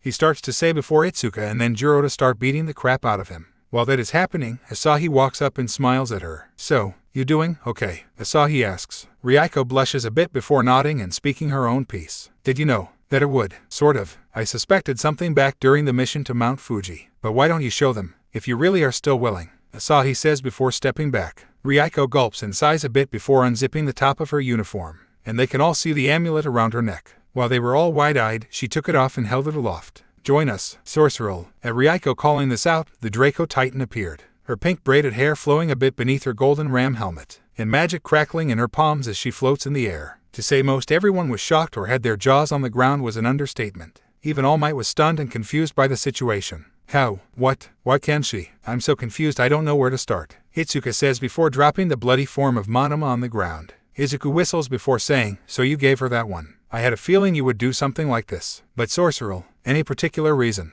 Izuku says this last piece with a smirk towards his best friend, who just coughs in his hand and says he thought they could be the most compatible. Is this some of what she was talking about? When that woman had us, she mentioned something odd with Yanagi, something that intrigued her. Tsuyu asks with a tilt of her head. Asahi hums before saying it was likely. Ida though has his own thought. During the investigation we tagged along with, she picked out which one was Amaterasu's mirror, and it seemed to glow when she had it. But why didn't it do anything more than glow when she held it? Asahi and Izuku share a look as if to say they shouldn't tell the rest the likely reason. Ryuko notices though and chooses to ask them later. So can you show me how you do things? As a seeker, Ryuko asks with a twinkle in her exposed eye. All three of the seekers smile before saying they could. Let's get started, Melissa says before placing a gentle hand on Ryuko's shoulder. All Might nods before asking them to practice in a separate area from the rest. While the quirk teens were practicing their quirks, Ryuko was going through the basics of seeker spells and even Titan seeker combat. She was easily able to grasp Bolt Flare, Bubble Lift, Farslip, and Honor Guard, but she struggled with the more physically demanding spells and skills. Can we take a break? I can't wrap my head around those spells, Ryuko asks after failing to hyperstride between two rocks for the fourth time, and needing to be saved by a quick feather drop from the others. The more experienced seeker shared looks before quietly agreeing that she would have to come into the spells on her own. Melissa hummed for a moment before taking out something she had found on a short mission she had taken before the USJ incident. Ryuko, here, maybe we should try and see if she can handle other Titans or if they'll bond with her. The amulet she handed Ryuko was a silver rounded piece, looped around a pointed piece of lighter silver with a large green stone in it. It flashed in her hands and Ryuko could feel its name. Talavane, she called out, and the mole-looking fairy Titan appeared. Asahi nodded and summoned his own Titans to spar with Ryuko. The silver-haired girl gulped before taking a rough fighting stance. The more experienced seeker held back a bit and didn't use his most powerful spells, but it was enough to help Ryuko understand where she stood as a hero now. So you aren't switching to the general course? Hinoko asks nervously while all of the teens were walking back. Ryuko smiles down at her classmate before confirming that she was going to still be a hero. It may not be something everyone can do, but at least like this I can try to help others. And maybe make a few wrongs right. Gyro meanwhile was looking at Ryuko with unease, a state that Melissa noted as well. I don't think she'll be wanting to stick around much more, but that won't fix her fears, problems, or trauma. I may have to pull her away to try and help her, Melissa thinks with a sad frown. With the classes done for the day, each of the students are conflicted on what else could change in the coming weeks, especially with the postponement of the sports festival. And though there were some general course students who were talking down about the fact that it was being postponed, more could see that some of the hero course students weren't in the best state of mind. This isn't just about trying to get into the course now. I saw how some of them seem extra nervous or scared in other ways. I don't know what they all went through, but there were a number who kidnapped guys. So, let's back off. The one saying this was Shinso Hitoshi. He had been passed over at the entrance exam due to the limitations of his quirk. But hearing about the kidnappings made him and a few other students question if they really wanted to try and get into the hero course themselves. While walking back with Ryuko, Asahi asked if she was willing to come with him somewhere. She agreed but was still a bit unsure about what he had in mind, only to be embarrassed as they walked toward a few love hotels. Aren't we going a bit too fast? Ryuko asks with a blush. Asahi looks at her with some confusion. He follows away from her looks and notices where they were. He blushed before coughing in his hand. That isn't why we're here. There's something else this way. His own blush makes Ryuko less suspicious and is willing to follow him. To an antique and bookstore, one that seemed small despite the size of the building. Asahi, good to see you. I take it this is the recruit, the old man at the counter asked while putting down his book. Asahi smiled and said she was before asking if they could go see the mirror. Ryuko is surprised and the surprise grows when the old man pulls on a book and a shelf shift to the side, exposing a hidden elevator. He then extended his hand to her and asked if she was ready to see more. Ryuko nodded before taking his hand and riding the elevator down to the Hidden Japan HQ for the Huntik Foundation. Whoa, this was hidden here in the city? Ryuko asks while looking around building. Asahi's smile widens before saying there was still something cool to come. He escorts her to the special vault for artifacts and some special titans that couldn't bond with most Huntik seekers. The artifact that held the two young seekers' interest though was the 8-span mirror that Ryuko had found under Mount Fuji, and the amulet that was next to it. The coloring identified it as a Yama Titan, with the jade green gem in the center of the darker green circle. So is it a mirror Titan or what? Ryuko asked while looking at the item before the mirror. Asahi shrugged before saying, it's not Divine Mirror Kagami. Also, it wasn't here before. I think it was waiting for you. Ryuko looks at Asahi with confusion before asking him something that had been bothering her. Asahi, is there another reason that most Titans can't or won't bond with those who have quirks? The young seeker rubs the back of his neck before saying he wasn't the person to ask. That's something he'd probably be better asking Chariot about. But he's not here right now. All I do know is, quirks seem to mess with the will of most humans. It's why they are more susceptible to powers like Simple Mind, Asahi says with a shrug. Ryuko looks at him with a bit of suspicion before gently reaching for the amulet before the mirror. She gulps a bit as she takes it in her hand. She feels it pull a bit at her and its power rising as she bonds with the beast inside. She sees the beast in her mind, a white wolf that had flames wreathing its legs and back, a gleam in its blue eyes and the symbol of an eclipse above it. Ryuko needs a moment to catch her breath after the bond is fully established. Whoa, that was a bit intense, Ryuko says after gathering herself. Asahi smiles before asking her if she knew what the Titan's name was. Ryuko looks down at the amulet with some trepidation. Divine Beast, Mitama. Asahi smiles before saying, Honorable Spirit, Guess that fits, but from what I can tell, you're not ready to really summon it. The power reminds me of Teros. He continues by noting that she would eventually be able to, but its Yamatitan nature plus its power could provide some problems. Give it some time and let your skills and power as a seeker grow. For now, you might want to read up on a few of the tomes that are stored here. It could help you understand a few more powers. Asahi finishes before gesturing to the entrance of the vault. Ryuko follows Asahi out and some of the other seeker note the surge of power they felt. With one younger agent surprised that Ryuko could bond with such an intense-feeling titan. She felt a bit self-conscious given she was the center of attention at the moment. But Asahi grabbed her hand to say he was right there with her. As powerful as that one is, she could still use a good warrior to back her up. And this one might be just right, a researcher says before holding out a Draco Titan amulet. But right as she was reaching for it, both felt a surge of power from Mitama's amulet. One that made a massive snarling wolf face appear behind Ryuko. This scares everyone nearby with Asahi just being surprised. He looks the amulet before asking, that wouldn't happen to be a Wolf Knight amulet, would it? The researcher gulps before acknowledging his guess was accurate. Maybe this was Mitama's way of saying she wants no other wolves, Asahi says with a chuckle. Ryuko pouts at him before asking if he had a suggestion for a warrior then. The old watchman from earlier steps up and holds up a Chrono Titan amulet. How about a gladiator instead of a knight? Ryuko nervously reaches for the amulet, but this time Mitama didn't react. She gripped the golden spear point amulet with an aqua gem in the center of the point. Ryuko could feel the strange form of the titan and sensed its name. Blow through the enemy. Storm Gladiator, she called out as the spectral suit of armor appeared wielding its spear and trident. A few other seekers were impressed, but others were annoyed as her summoning caused their various papers to be blown about. And upon realizing this, she returned to the titan to its amulet. Wow, so, this is some of what it means to be a seeker? Ryuko asked while looking up at Asahi. He gave her a small smile and said it was. But it's only the beginning. With that done, the two spend the rest of the afternoon reading through some tomes and scrolls about various powers and other histories chronicled by the Foundation. Once they were done, Asahi called Shiro-san and asked for him to bring the car to take him and Ryuko home. You didn't have to do this, Asahi. I know, I wanted to, the two say back and forth while sitting in the backseat, with Shiro-san smiling a bit at the young master interacting with the girl he fancied. After dropping her off and Asahi walking her up to the door, the boy said he was glad she was staying with the hero course. Ryuko blushes before hugging the boy and thanking him for showing her to the Foundation. And showing me to Mitama, Ryuko says while looking at the amulet. Both can still feel the intimidating energy coming from the Titan, but it seems calmed slightly by Ryuko rubbing her finger along the top. They both laugh and say they'll see each other tomorrow before Ryuko heads into her home. So, I would say you are getting quite close with young Lady Yanagi. Though I have to admit, I'm surprised you would give her the Amulet of Sorceral. There have been few who could bond with it. I guess that just means she had more of what it took all along. Though I have to wonder, why is it that Titans don't bond or rarely acknowledge those with quirks? Asahi thinks aloud before wondering if Chariot would be willing to answer. The next few days had Ryuko learning more about the Titans, spells and what she could do as a seeker, feeling more invigorated when she finally managed to get Hyperstride right. As she and the other seekers were celebrating, a beeping was heard from Asahi's holotome. He opened it to see Maria Guggenheim, one of the current heads of the Huntik Foundation.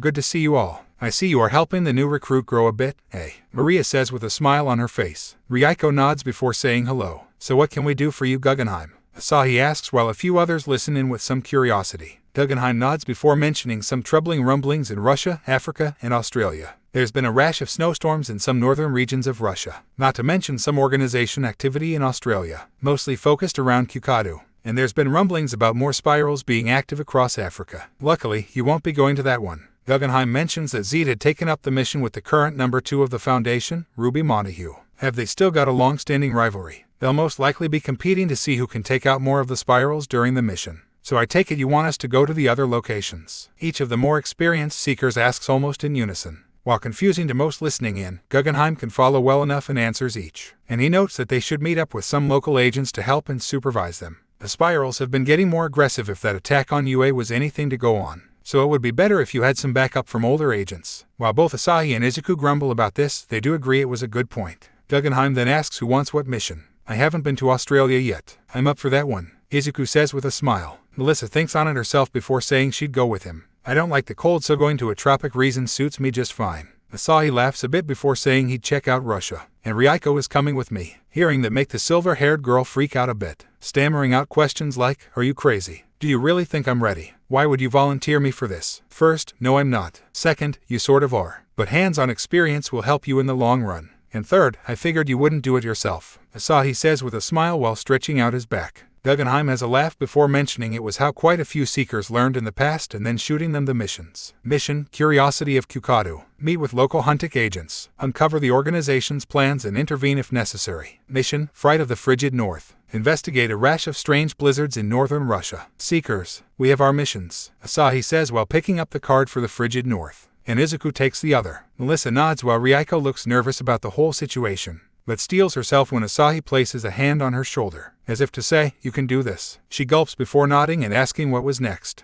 No POV. Ryuko gulps on the flight to Novosibirsk. Are you really sure I'm ready for this? She asked nervously. Asahi looked at her before looking away. He hem-hawed around a bit and just told her maybe. The best way to grow is with practical experience after all. It's helped a lot of Seekers grow, and if you do want to keep learning this, then this might just be the way to do it, Asahi says while setting his hand atop hers. He gives her a smile and assures her he'll be right with her during the mission. While she is still nervous, Asahi's smile helps to reassure her. Once they land, they note how cold the area was. Is this a side effect of whatever that magic creature is? Ryuko asked with a shiver. Asahi shivers as well and wonders the same. Let's head to the local branch. They hurry over and meet with the local Huntik Foundation safe house. Once there, they are given cups of coffee before discussing the mission. As you know, there have been a rash of blizzards afflicting the area. They defy both quirks and meteorological understandings, so we suspect that a Titan is involved. Asahi hums and asks if they had an idea on the likely Titan. Could it be a Frostana? He asks with some confusion. The agent hums before noting that the scope seems too large for that Titan. It could be an Ymir as well, but we don't know. That was why we requested some aid in this matter. Ryuko gulps again and asks if there was more they had identified with the energy or on the maps. The agent hums before bringing up the maps on his holotome.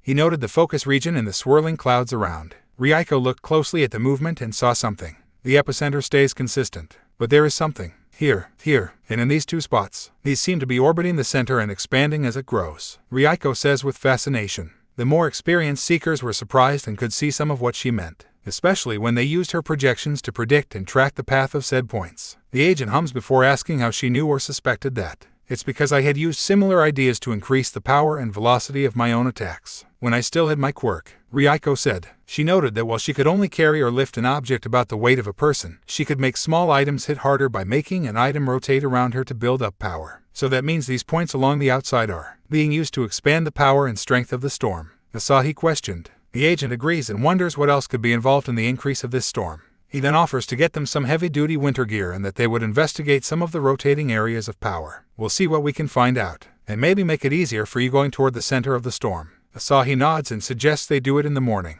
as it was getting late and marching through the snow would be hard enough during the day. After resting, they were set up with hardy winter gear and other equipment to hopefully make it easier for the two to get to the root of the threat. The lead one being a snow truck that could hopefully keep them warm and safe on the trek through the storm. This is Vesely. He will drive you toward the center of the storm and cover you if needed, the head of the branch said with a gesture. The man in question was a bear in build and look, and it was complemented by the fact he had a breaker amulet around his neck. But he was a friendly fellow and patted both teens on the back hard enough to almost knock them to the ground. Well, Malachi, shall we get started? He said with a booming laugh. Asahi let out a slightly strained chuckle but agreed and thanked the man. They load up and head towards the building blizzard, passing civilians who were leaving the area. Ryuko looked out with some worry and asked if they should help those evacuating.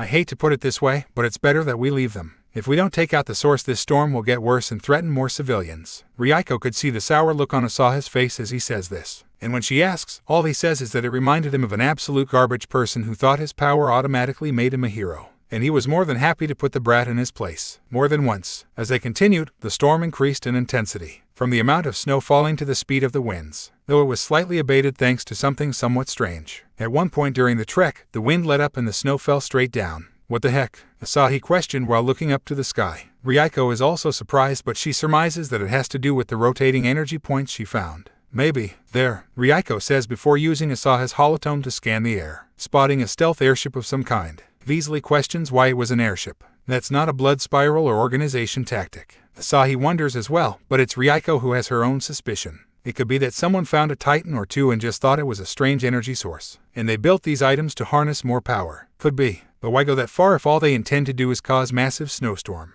Vesely asks before adjusting to the recently returned winds. We'll just have to ask them, if they are still alive, Asahi says in a slightly morbid tone. The trio continue on until the wind picks up more and overturns the truck. Great. Guess we're on foot from here on, Asahi says before starting up some heat packs. Ryuko agrees and asks if they should use a Titan to speed up their trip. No, it would just make the winds colder, Beasley says as the group starts the trudge to their destination. Even with all the gear, the teens still feel the sting of the cold as they keep going. Their adult guide though is fine, given he's got a few advantages, one of which has to do with a flask he brings out from time to time. Asahi checks his holotome and says they've got maybe an hour or so of walking to get into what would hopefully be a cave section to keep them out of the storm. Can you hear me? Beasley, Ryuko, Asahi shouts and looks around in a panic. He curses before summoning Springer. We need to find Ryuko. Can you track her? He asks of his little friend. The two-tailed fox seems serious and quickly sniffs the air before gesturing for Asahi to follow him. They run for a few minutes until he sees something that makes his blood run as cold as the air. Springer had come upon what looked like a frozen river, and there was a hole in the ice. Asahi ran over and quickly dove into the water to pull Ryuko out. Hang in there, Ray. Just hold on, Asahi says as he pulls them both out of the water. Her face was blue, but there was no good place to hole up and prevent the onset of hypothermia. But luckily Springer could help and dove into Ryuko's suit to try and warm her up,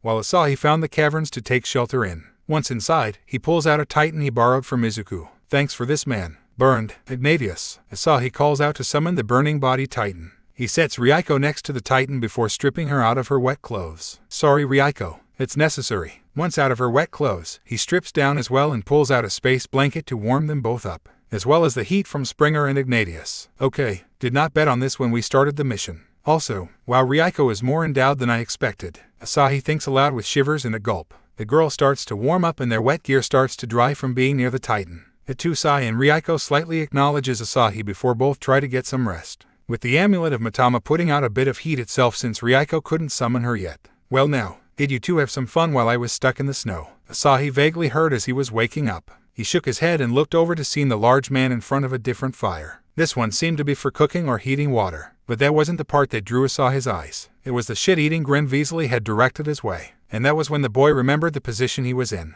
as well as the two's current state of dress. This isn't what it looks like, Asahi says before trying to stand, only to feel a bit lightheaded, and he leans back. Relax, boy. I know what it was about. Good thought to use that fire titan for some warmth. Not to mention it let out enough light to let me and Breaker find you. Asahi seemed confused until he put his hand behind himself and felt fur. A very large amount of fur. He turned to see the large Miso titan behind him and Ryuko, possibly sharing some body heat. Thank you. Didn't you need something to keep you warm? Asahi said before looking around for his clothes. Beasley leaned back before mentioning he also had a Breaker Cub amulet. So I am always ready for coldest months. Asahi chuckles a bit before asking if he could look away. The older man rolled his eyes but did as asked. As he was finishing changing, Ryuko started to wake up again.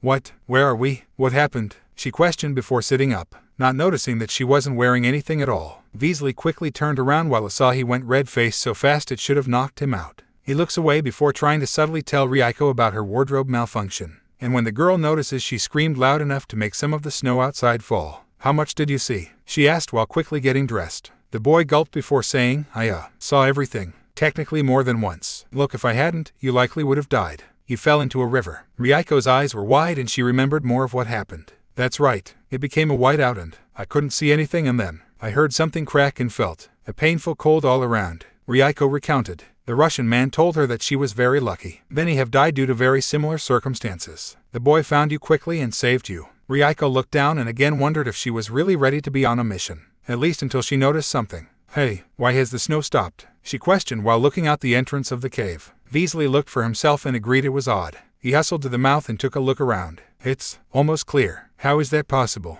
When Ryuko finished dressing, she and Asahi hurried to the entrance, and they saw exactly what he meant. There was no wind, no snow, just a blue sky above them. But Ryuko looked again and saw what they were missing. Look out there. We're just in the center of this storm, and it's growing bigger. The more experienced seekers realize she's right, and the eldest says they need to hurry. He calls Breaker over and tells the teens to hop on. We'll make better time and we have less to worry about now, he says as the six-limbed bear starts lumbering through the snow. That is when they come upon a strange town. While it looks relatively normal, something stood out. A massive building on the outskirts. And while most couldn't see it, the building was brimming with magic and primal energies. What the heck? Asahi said as they worked their way through the snow toward the slightly ruined building. Once they arrived, they saw a strange machine in the center of the building. One that seemed to have multiple amulets in it. Asahi took out his holotome and scanned said amulets. Looks like we were right about the titans involved. Ymir, Frostana, even some less known ice titans. But what the heck happened? I think this has something to do with it, Ryuko says from a higher position. Beasley and Asahi follow her up and find a man standing next to some sort of console. Stood in this case being frozen in place. Dead.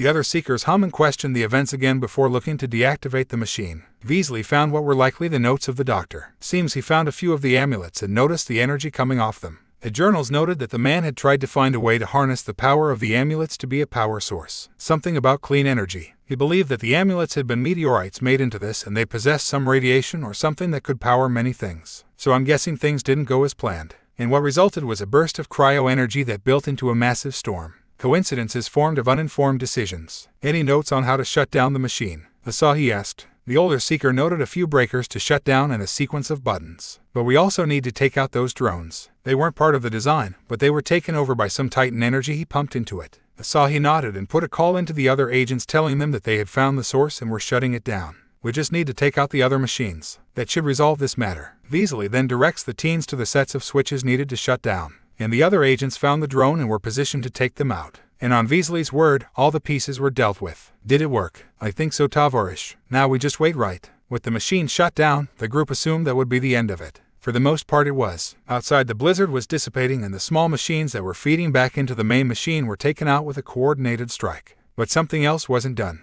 As Asahi was walking over to inspect the machine again, a spear of ice was launched at him. He quickly put up a shield, but he was still knocked back and out. Ryuko called out to him and from the snow something formed. A feminine form Titan with long claws and a massive white hair. She held her hand aloft to strike the downed Asahi. But the former ghost girl reacted quickly and summoned her storm gladiator. Veasley jumped in next with his breaker, but it didn't last long. I guess I used him up a bit with everything that has happened. And I don't have any more Titans. When Ryuko hears this, she has a minor moment of panic. But it fades and she says, well, luckily I still have a few. She then summons Sorceral and a hoplite to cover Asahi. She then starts to melt the ice using bolt flares and asking Veasley to get Asahi out of there. She fires a few spells at the frigid Titan, but it barely seems to notice. And the girl keeps having to leap away to avoid all of the Litho Titan's attacks. This is getting me nowhere. But maybe, Ryuko says while looking down at Mitama's amulet. She doesn't want to use it initially, but she starts realizing she might not have a choice. Especially when Storm Gladiator is sent back to its amulet. She feels Mitama's furious energy and knows it could come back around on her. But I don't have a choice, she thinks before holding the amulet in front of her. Shine brightly. Divine Beast, Mitama. Ryuko calls out and the massive white wolf appears. It lets out a loud howl before letting out a blast of light from its mouth. This knocks Frostana back and the twisted smile it had been wearing drops, replaced instead by a furious visage. Good job, Mitama. Keep it up. At Ryuko's urging, the wolf fired another blast of light before charging the other Titan. And she is happy to see her Titan is winning. Even getting in some shots with her spells as well as sorcerals. But there is a problem. Mitama doesn't care about all the damage it is causing and the building starts to collapse around her. It's only after a beam almost falls on her that Ryuko realizes some of the problem. Mitama, stop, please, she shouts, hoping to get its attention. All to no avail as it continues to rampage and attack, firing beams and even fire from its body before finally sending Frostana back to her amulet. But the large wolf still looks ready for a fight, and Ryuko has to put everything she has into recalling her Titan. She takes a few deep breaths before saying, okay, guess I can't use Mitama fully yet. Any of your previous seekers have these kinds of problems. She looked up to Sorceral with that, but the magical Titan could only say through the bond, not exactly. Panic began again as the building started to come down around them. Oh come on, what else can go wrong? Bubble lift. Ryuko shouts before casting spells to pull a few of the other amulets to her. She starts cursing as she keeps running out of the collapsing building. Worrying more as Sorceral had dissipated after a large chunk of the ceiling fell on her. Now or never. Hyperstride. Ryuko shouts as she sees the exit and pushes herself out of the collapsing building. Asahi was waking up as the building was coming down and wanted to go rescue Ryuko again. But Veasley stopped him. You should trust her, boy. She is stronger than you give her credit. And the man's faith is confirmed as Ryuko leaps out of the building, crashing into the snow in front of the two men. She shakes her head before saying, a handful of Titans, ready to be delivered to the Foundation. Is it always like this? Asahi laughs before helping her up and congratulating her on a job well done. How about we get somewhere warmer? Like back home, he says with a smile. One Ryuko returns and agrees. Back at UA, Momo had recently rejoined her class and seemed to be more determined to grow beyond her experiences. She was a little nervous at hearing Kaminari's electricity crackling and other sounds around the facilities. But she seemed to be making progress. I'm glad to see this didn't make you run. You'll be much stronger for it, let alone the chance to face your demon. Though it is a bit more literal in your case, Midnight said with a gentle hand on Momo's shoulder. The girl smiled at her teacher and agreed.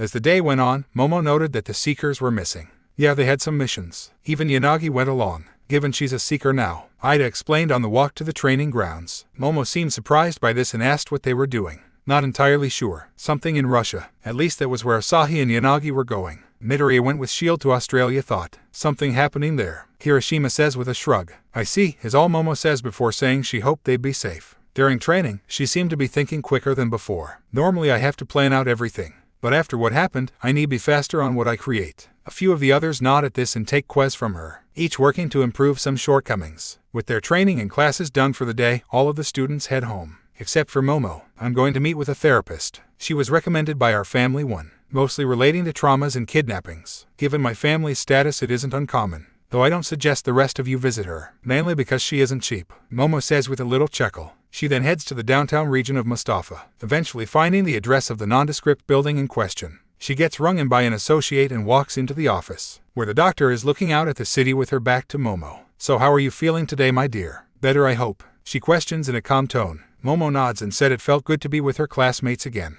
Though I do feel uneasy at times, but there is something else I could use your help with more. Momo walks over and around the large desk to be even with the tall chair of the doctor. She then gently kneels down before bowing her head to the ground. Please, master, will you comfort your pet today? A boot is then gently rested atop her head when she hears the chair turn. She nervously looks up and sees the doctor. Or that was what was told to others and used to fool the Airazu therapist. Looking down at Momo with some enjoyment and arousal is Sarah or Sadie herself. The woman gently leans on her hand before moving her foot to in front of Momo's face. You know what to do, is all she has to say. And Momo kisses her boot. Now POV, the land of mystery. I thought there was New Mexico. Maybe in the US, the pair of seekers say back and forth, while playing a game of holo chess, each practicing and working to improve their skills in problem solving. Something Izuku was excelling at. Checkmate. That makes 3 games you've lost, Izuku says with a smirk, while Melissa pouted before leaning back in her seat. She got up and got herself and Izuku a drink. Hey, I need to use the bathroom and check on some other stuff. You don't mind not playing for a round, right? Melissa said. The teen just shrugged and said it was fine. She slipped back to the bathroom to use it, and check on someone else there. Gyro was sitting with her knees up on the toilet seat. She looked up at Melissa with a bit of worry before asking a question burning in her mind. Are you sure this is okay? Melissa just gives Gyro a gentle smile before saying it would be alright. Hopefully this can help you. Not just to see that we seekers are all bad, but that magic can't always hurt you. The older girl thought back on when she approached Gyro about coming and helping through some worries. Before they were to head to the airport, Melissa checked in on Gyro. Hey Kyoka, you okay? You still seem nervous, even after I removed those things they attached to you, Melissa said with some trepidation. Gyro gulps and looks away before saying, It's just, even if they are physically gone, I still can feel them, piercing into me, shocking me, and everything. Not to mention the feeling of the magic in my head. And the Titans. I'll be honest, you guys all kind of scare me now. We're not all, I know. It's just I can't fully forget it, let alone what Momo went through. She was the head's favorite toy after all. Gyro interrupted Melissa. She then expressed her own panic about what could be coming, let alone fear of getting caught in the crossfire of some like Kaminari. A sound of electricity still scared her a bit. She then noted that she was considering dropping or transferring out of the hero course as the danger would keep coming. And it may be even worse than before. Melissa hummed before thinking about the mission she was about to go on. She had a mischievous smile before she asked, what if you could come along for a mission that would be less dangerous? Hopefully. Gyro just lets out a humorless laugh and wonders if that would really be possible. It might just be, and I have a way to get you on without most knowing. Camouflage felt less unsettling around me when it was cast on me. But what are we facing here? Gyro asked with a gulp. Melissa hummed before saying they'd be getting more details when they arrived in Australia. She then noted that they were far enough away from Japan that they couldn't turn back. So you can come out now. I doubt Izuku would kick you off or send you back anyway. Definitely not. Besides, I suspected something from before we left, Izuku said from the other side of the bathroom door. Melissa opens the door and Izuku is smirking at her and Gyro. The older girl grumbles before saying, I'm starting to get frustrated by you throwing me off all the time. Izuku laughs before asking if Gyro wanted to sit in the main cabin. There's food and much more comfortable seats, and you look like you could use more friends. Izuku's face had a compassionate gaze as he extended a hand to her. Gyro gulped and thanked Izuku before getting to a seat to eat some food on the plane. Think they'll have a problem.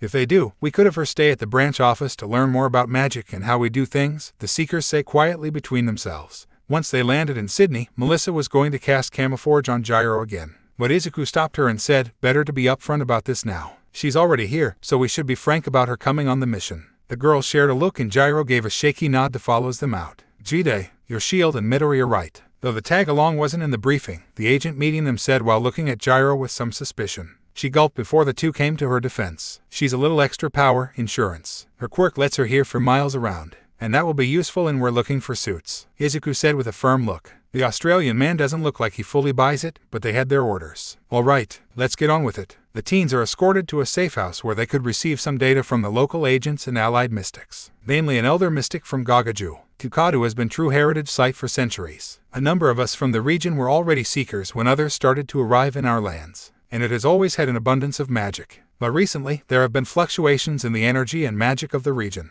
and organization suits have been spotted in the area. They do kind of stick out, Izuku quips while noting the images of a few people in suits from the images taken. Melissa rolls her eyes and asks if there was anything else they could tell them before starting. We'll have backup and other agents around, but you'll be relying on the local agents or rather mystics more so. Gyro gulps at the idea of dealing with dangerous seekers, especially ones who also have a penchant for mind control. But her thoughts are distracted when she notices something. It was faint, but she could pick up a light sound on the recording. A rumbling or dull roar-like noise. The group spends some time discussing and covering some of the details of the area of Australia they were heading to, with each noting some of the cave artworks and other images that were from the area, and how they could be likely titans that could be found in some of the landscapes. After resting for a night, the group is ready to head for the park, taking a quick flight with the Foundation's newest scramjets. Hey, just curious, why didn't we fly straight to Kukadu from Japan when we came down here? Gyro questioned as they were approaching to the region, and it was answered by a few spells and other shots being fired at the plane. That's a big part of it. How many? Izuku asked the pilot as he ran up to the cockpit. He grunted before checking the radar and confirmed that there were 3 helicopters attacking them. Izuku, I started the power amplifier. How do we do this? Melissa questioned while punching in some commands. The elder agent said to give him a moment. I'll get you in line with a target. Try to take them out. Izuku nodded and prepared something he learned from the caster wheels. Double spell, Kindle Strike. As he shouts this, 2 amplified beams of blue energy shoot from the front of the plane, and leave burning cuts in the side and front of the helicopters. Unfortunately, the 3rd chopper is right behind them and locked on. Gyro panics for a moment until she has a moment of inspiration. Can I plug my jacks into the amplifier? The Seeker's share looks as if to say they never thought of that. Izuku then questioned if she was certain about this. Absolutely not. But I think I can dissipate or disable the missiles with a strong enough sound blast. Melissa pats her on the shoulder and tells her to do it. Gyro gulps and plugs into the power amplifier. She feels some pain from the reverb and all the sounds she could now pick up, but she focuses in enough to unleash her heartbeat distortion. She calls out and unleashes a sound blast behind the jet. The attack does just like she hoped and disables the missiles, but it has a different effect on the chopper, namely breaking it apart and causing some of the other ordnance to explode. Upon realizing this, Gyro quickly retracts her jacks and freaks out about the fact she might have just killed the pilots on the helicopter. Okay, looks like those guys managed to eject in time. Izuku reports while checking over the scopes and wondering what they could do to get to the mission area, especially when they were now getting shot at from the ground. Melissa steps up and says, we could jump out and use land nearby. Izuku gives her a funny look, but he considers it and adds to it. I'll use Thought Spectre to hide us and then we'll jump as the jet leaves the area. Izuku says with a nod to the pilot. He calls them crazy but advises on where the parachutes were. Once they got their gear, Izuku uses Thought Spectre on the area around him, making himself and the girls invisible. The jet takes a hit and Izuku takes this as the moment for them to leap out the side. Hold your fire. Looks like the target is leaving. Let's get back on patrol. Hopefully the boss will finally get somewhere with that thing, one of the suits says before walking away. And Gyro hears all of it. Maybe that's it, she thinks to herself as they float down with their parachutes. Once they land and ditch their parachutes, Izuku lets up the illusion. Okay, I think we're good. Now we just need to find the treasure area. Red Searcher. Thus, Izuku brings out his little titan to find some trace of the magical energy they were looking for. Melissa meanwhile summons Silver Hunter for tracking and some extra muscle. Gyro wants to tell them what she overheard, but seeing the 2 titans makes her nervous. So, she stays quiet for the time being. The teens spend the rest of the day searching the area for any sign of a titan hold or some hidden cave. Though if the people who have been here for centuries haven't found anything or done anything with it, why would the organization? Izuku ponders aloud. Melissa considers that too, saying, yeah, it seems weird that they found this or are searching for titan that the tribe of this region hasn't found. Gyro again wants to speak up as she has her own suspicion. But when Silver Hunter turns back to look at her with the other 2, her fear takes over and she stays quiet. Instead, she tried using her quirk to pick up on a few different sounds around them, including a very dull roar-like sound from the ground. Once the sun started to set, Izuku said they should make camp. We can pick up the search in the morning. Red Searcher returned. Melissa agrees and returns Silver Hunter before looking to find a good spot to rest. Wait, listen guys, I think I know where or what we might be dealing with, Gyro says after the titans were gone. The Seekers share a look before taking a seat on some stones and starting a small fire with bolt flare. Okay, did you notice something? Melissa asks while handing an energy bar to Gyro. She has a bite before saying, yeah, I noticed a few things here and in the briefing. First, I think there already is a titan on the loose or something like that. She noted the roar she heard in the briefing images and while they were walking through the park. Not to mention what she overheard while they were falling from the plane. Why didn't you mention this till now? Melissa asks with some surprise. Gyro winced and looked to the ground. It's your titans. They used them a few times on us while we were captured. Such as the Dieter one tying me or the others up, or that dark pharaoh creature amping up or dulling our senses to mess with us more. I know those can't do the same, but I can't forget that feeling, Gyro says while tightening the grip on her arms. Melissa moved over quickly and wrapped the girl in a hug while Izuku put a comforting hand on her shoulder, before saying, I'm sorry, and I don't blame you for being nervous about what could happen. But that isn't what our titans, any titans, are supposed to be used for. They are meant to save people, to keep them safe, and that is what we'll do with ours. Keep you safe if we need to. The look in Izuku's eyes gives Gyro some confidence and it eases her shivering, as well as the comforting presence of Melissa beside her. After they give her a minute, the two question if she could find those suits again. Maybe, or I could follow the sound of the roar or whatever it is that I've been hearing. Do it. Take these. They'll let us see in the dark, Melissa says before handing her partners some special sunglasses that had night vision and other optical enhancements. And they started towards where the sounds were coming from, reaching a cave that had guards out front by morning. The two seekers wonder if they could take out the guards before they could call for others. I might have a solution, Gyro says before getting on the ground and crawling towards the suits. She then extends her jacks all the way towards the pair and stabs into their legs before giving them a heartbeat fuzz. This disorients them long enough for Melissa and Izuku to leap in and knock the two out. Great job, Gyro. Well, I think it'd be best if we take it from here, Izuku says while bringing out his battle titans. Melissa agrees and suggests that she use the holotone to contact the Huntik Foundation. She agrees and accepts the device from Izuku to do just that. Izuku and Melissa make their way down the cavern while keeping an ear and eye out for any other suits. You hear it too, right? That rumbling roar, Izuku asks after they avoid a pair of suits. Melissa nods before saying, any idea on what it could be? Like what kind of titan we could be dealing with? The green-haired teen shrugs while noting it could be anything from Damballa or a ponderous titan. Given its likely size or just the sounds we've been hearing, he notes as they keep going down. Gyro though was getting antsy as she could hear more of the roars, and other sounds, some of which included screaming and panicked noises. She had already called into the local Huntik Foundation agents and was just waiting, as well as periodically knocking out the suits at the front, so she was stuck tapping her feet as the time ticked by. But a new noise made her worried. When she heard Melissa scream in the caverns below, she looked at the mouth of the cave with some trepidation, remembering some of what happened to her in Brazil. If I don't step in when a friend is in trouble, do I deserve to be a hero, or to even be their friend? Gyro thinks aloud before biting her lip and starting down into the cave system. With Izuku and Melissa, the reason the girl screamed was that they got blasted from behind by a few suits after they thought they were clear. Izuku fired off a ray pulse to knock one suit down, while Melissa used Everfight to recover before unleashing an Augur Frost attack. Though she hit nowhere near the suit. Maybe you should spend some time practicing.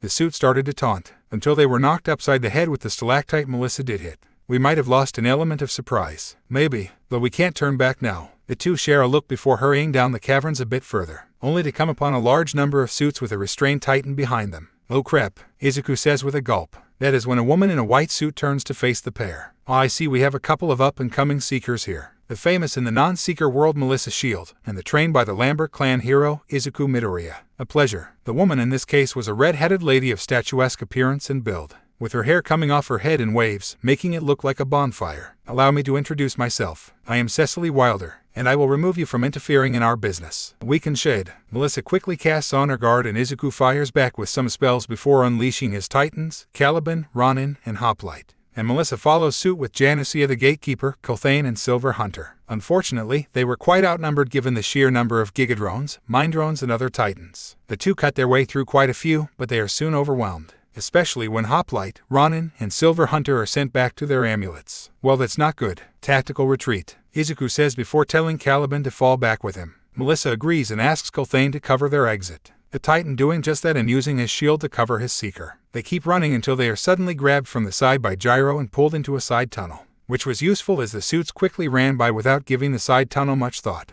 Thanks for the save, Gyro, but I'm a little surprised you're down here, Izuku says while catching his breath. The earphone jack girl gulps before saying, yeah, I am too. But I heard Melissa scream and something in me started to pull me down here. I just couldn't stop. Melissa smiles and thanks her friend again. Izuku hums while wondering what they could do for that titan. It's being held against its will and I think the organization is looking to make it a weapon. More than titans usually are. I didn't get too good of a look at it though. Gyro smiles before bringing up the holotome again and pointing out a few other side tunnels she'd mapped. If we go this way, we should avoid most of the thugs. And maybe stop that. Gyro trailed off as she continued to listen to the roars and cries from the titan. She closed her eyes and could almost see it. And an important fact about it. It's sad, scared, and panicking. Just like me, the girl says while looking down at her hands and then her jacks. Izuku hums before suggesting a new tactic. We didn't know everything about the forces we were dealing with, but neither do they. They only know about the two of us, and we can use that, he says with a look to Gyro. She gulps before asking what he had in mind. Back in the large chamber that held the Titan, Wilder was grumbling to one of her subordinates that remained. This beast still refuses to bend to us. We have been at this for days now. What will it take? Maybe you should try being a bit nicer to it, Izuku exclaims before attacking with Kindle Strike. He then resummons Caliban and Melissa Kulthane, given they weren't sent back to their amulets. Wilder snarls before summoning Kunoichi and attacking with Weakened Shade again. But while they were focused on that, Gyro snuck into the room from a different tunnel. It was then that she got a very good look at the large Titan they were trying to command. It was an enormous snake-like beast, with rainbow scales all along it. While Izuku and Melissa kept the suits busy, Gyro made contact with the creature that was being shocked and held in place by the organization. While the roars were near deafening, Gyro was able to endure thanks to some earplugs Melissa gave her. Easy, I'm not going to. Okay, I get it. You're mad. I don't blame you. But I'm not here to hurt you. I just want to free you, Gyro says while dodging a snap from the serpent's jaws. She keeps her hands up and her jacks back as she steps toward the Titan, looking for a way to disrupt the magic binding it. While she is doing this, she notices something odd. The creature seems to let out almost lyrical sounds between some of its roars. She hums before catching the harmonics it was letting out and trying to match them, surprising the beast and making it look at her funny. She matches the tune a few more times while making her way over to one of the binding points. Back with Izuku and Melissa, Cecily was confused by their actions. What are you doing? You're putting up a fight, but not much of one. It won't help you to get to. No, she says before turning and seeing Gyro near one of the binding points. Just as she removes it, the earphone jack girl is blasted in the side with a ray pulse. Just as she was about to be attacked again, the rainbow serpent shakes free of the other bindings and blocks the Weakened Shade attack. It roars once more before unleashing a powerful beam of light from its mouth, while also wrapping itself around Gyro to protect her better. Before Cecily can try a stronger Titan, Izuku leaps in and Dragon Fist punches the woman in the face. Damn you, oh no, she said before realizing that the Huntik agents now had the greater advantage, especially when Izuku summoned his jeweled Colossus, which used the rainbow serpent's beam to reflect off of itself and blast everything around it. Cecily is covered by one of her men and they retreat from the cavern. Gyro shakes out of her pain and looks up to see the large Titan protecting her. She reaches up to its face and says, "Thank you. Sorry I couldn't do more." "That's not true at all, Gyro. You saved and helped us more than once on this mission, and you might have made quite the friend here," Izuku says while admiring the massive serpentine Titan. It looks at him funny before letting out one last roar and returning to the Titan world, leaving a black and gray looping serpent amulet with a blue gem in the center of the loops. Gyro catches it and asks what that was all about. He's probably tired. Since they forcefully summoned it rather than through a bond, it could have been exhausted while trying to break free, Melissa explained. And just as she was finishing the explanation, a few other Huntik Foundation agents arrived, as well as other mystics of the Gagaju to see what else they could find of the caverns. "Bloody brilliant. You folks finished up quite nice. How about you leave that Titan with us then, love? Care to help us cataloging this stuff?" are a few of the things the agents say as they mill about the cavern complex looking for more secrets and information, both from the suits and from those who came before. With the mission wrapping up, Gyro was feeling more assured and at least a bit more comfortable around magic and seekers. "I'm still a bit scared, but with you too, I think I can grow past it," she says with a blush before hugging the girl. She also hugs Izuku for trusting her during the mission. "You're a good guy." Izuku smiles and says she did a great job. "We should report this to the Huntik Council. Maybe you can come along for another mission someday. Maybe one with a little less risk," he says with a gesture out of the park. Gyro smiling and glad to hear that she could go on adventures that didn't put her quite as much in danger, though she had to wonder about why the rainbow snake looked at her funny when she freed it, before shifting thoughts to wondering if some of the others who were kidnapped should go on a mission, especially Yaoyorozu. She may be getting help from a therapist, but this could do her some good too. In the Mustafa, Momo was currently face down on the carpet, with Sadie sitting atop her hips, the girl bound multiple ways and having already climaxed multiple times. A delirious happy smile across her face adorned her face. "So then, my dear, do you have anything of interest to report? Do and I will make this all the sweeter for you," Sadie says before adjusting and then leaning down to whisper in Momo's ear, before gently nibbling on it, making the girl squirm in pleasure. She moans a bit before saying, Yes, mistress, your pet does have information, so please reward me." Right as she finished saying this, Sadie reached back and inserted her fingers into Momo before using a thunder cut to shock her. Momo shivers as she climaxes and lets out even more of a moan. Sadie steps away for a moment to clean her hands before grabbing Momo's head and pulling it back, making the girl moan once more. "You have become quite the horny little girl. Perhaps I'll punish you later, though that may be more of a reward for you now. But to business. You had information. Yes, master. The Seekers were away today. I don't know the specifics, but Midoriya and Shield-san went to Australia, and Lambert-kun went to Russia with Yanagi. She's apparently a Seeker now. Sadie hummed at this before adjusting Momo's bonds, making the girl stay on all fours. She then sat atop the girl before humming, with Momo shivering once Sadie's weight was atop her. I don't need a shiatsu, so stay still, she says with a smack to Momo's exposed backside. While ignoring the moan from the girl, Sadie thinks aloud about the situation. I see. We weren't certain about the storm that built up in Russia, given it was a hotbed for some quirk or other science researcher. And frankly, we don't like going to the land down under, so nothing to worry about there. She then muses that Momo probably should have gone back to school sooner. But when the girl apologizes submissively, Sadie uses a gentle hand to tell her it was fine. You needed to make them assume you were more damaged thanks to what I did. But to be frank, I was far gentler than what anyone with a quirk did to me. The spiral had a furious expression at this that Momo could barely see. She gulped before saying, I heard about what you suffered, mistress. What you were just adopted for. I can't. Apollo.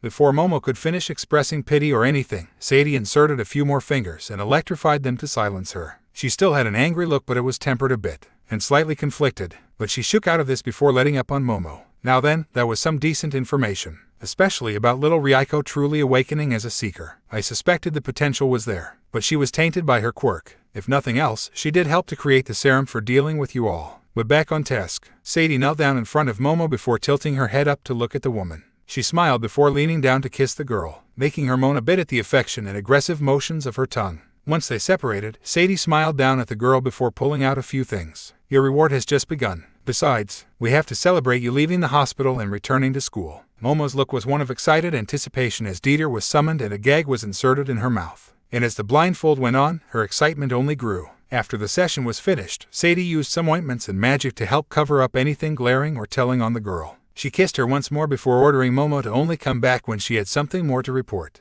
There will be plenty of rewards for later. When Momo left, Sadie dealt with her own moments of terror, remembering what she had endured before the blood spirals destroyed the group. Once through it, she sighed and thought, if we do depower everyone, I want to keep her. Not just for the fun or the money, but I don't want to leave her to anyone else. No POV. A few days after the Seekers returned from their missions, Aizawa had a new challenge for them all. It's about time for the UA Sports Festival. Upon announcing that, most of his students cheered. Some though were questioning if it was a good idea, given what happened with the blood spirals after all. Kaminari said while looking over at Minta's empty seat. Aizawa followed his gaze before saying, You make a decent point, Kaminari. But we aren't taking any chances this time. We've asked Asahi's father to call in some extra security from the Huntik Foundation. And we'll also have heroes patrolling the grounds. Eraserhead and Vlad King explained to their students that they need to do this to show a measure of strength, and that we won't be backing down from any kinds of threats. Both villain and seeker. He gently nods toward Ryuko, who smiles before touching the amulet around her neck. Both teachers advise their students to be ready for anything when it comes to the challenges of the sports festival. We have fewer students than most years after what happened,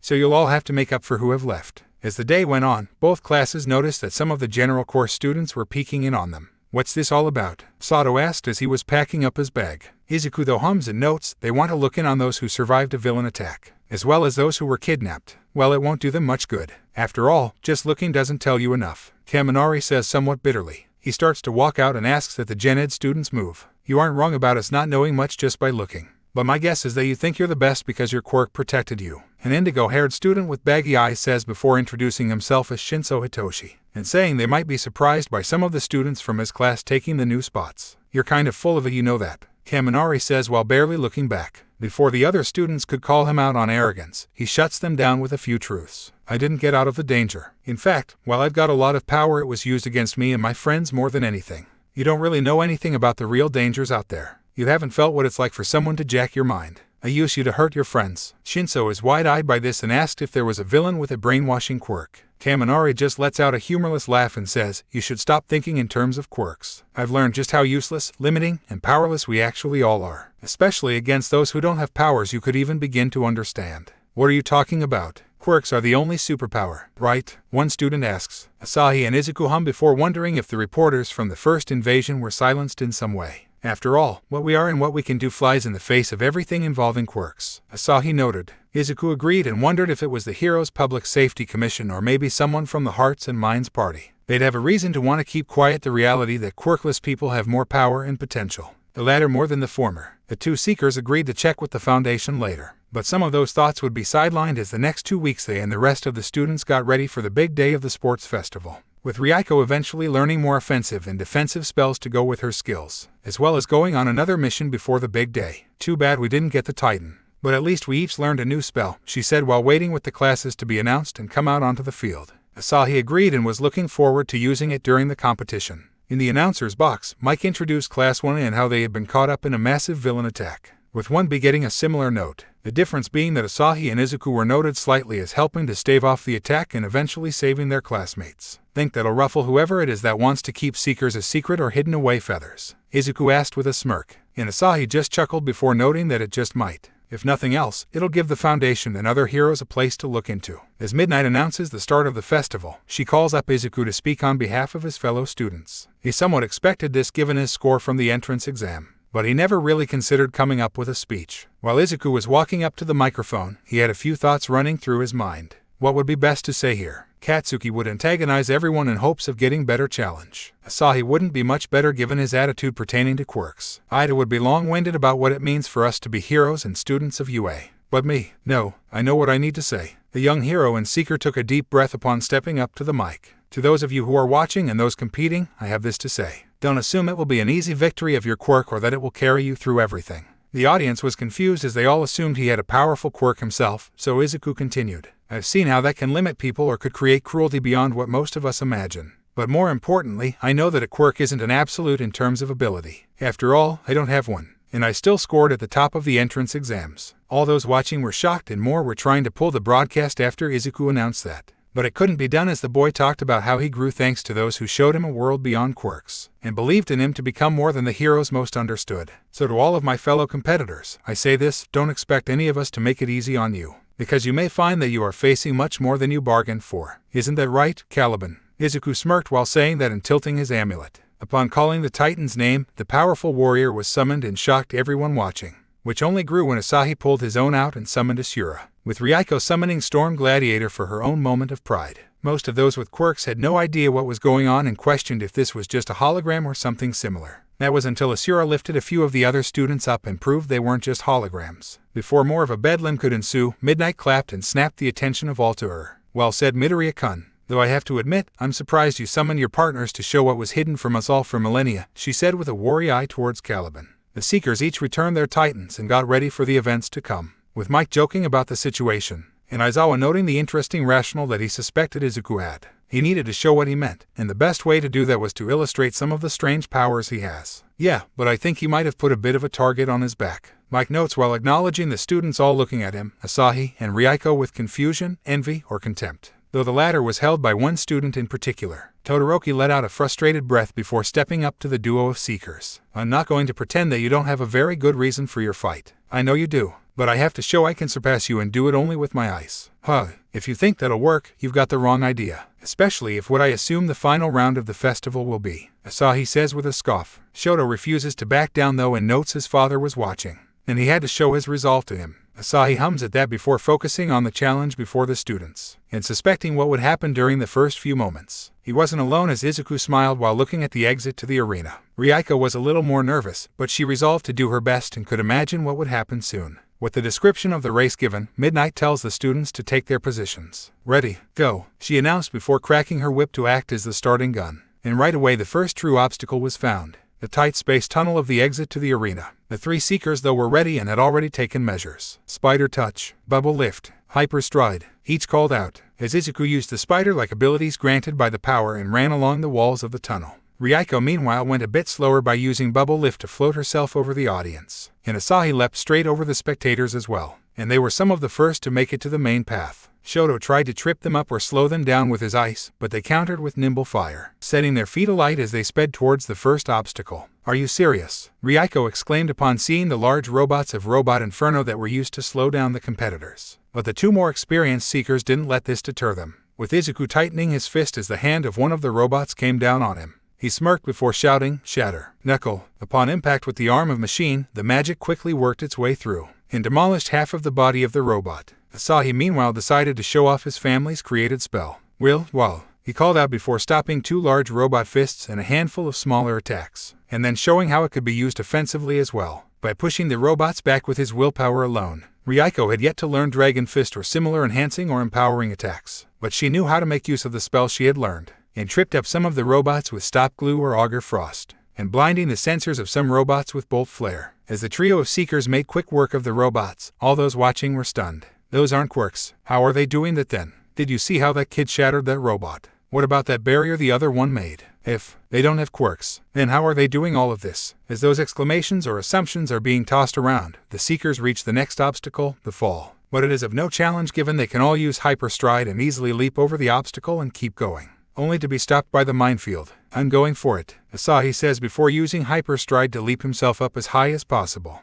And rather than use feather drop to land safe, he uses bubble lift to try and float to the end. Izuku meanwhile tries something he'd found on the last mission they went on. I'll only get one shot. Storm Sprint. The spell he uses is a stronger, faster variant of Nimble Fire, allowing him to move so fast he clears the minefield in a second, though not without some cost, mainly being it seriously drained his stamina and made it harder for him to keep up with Asahi. Ryuko bit her lip as she looked over the obstacle and could hear everyone else coming.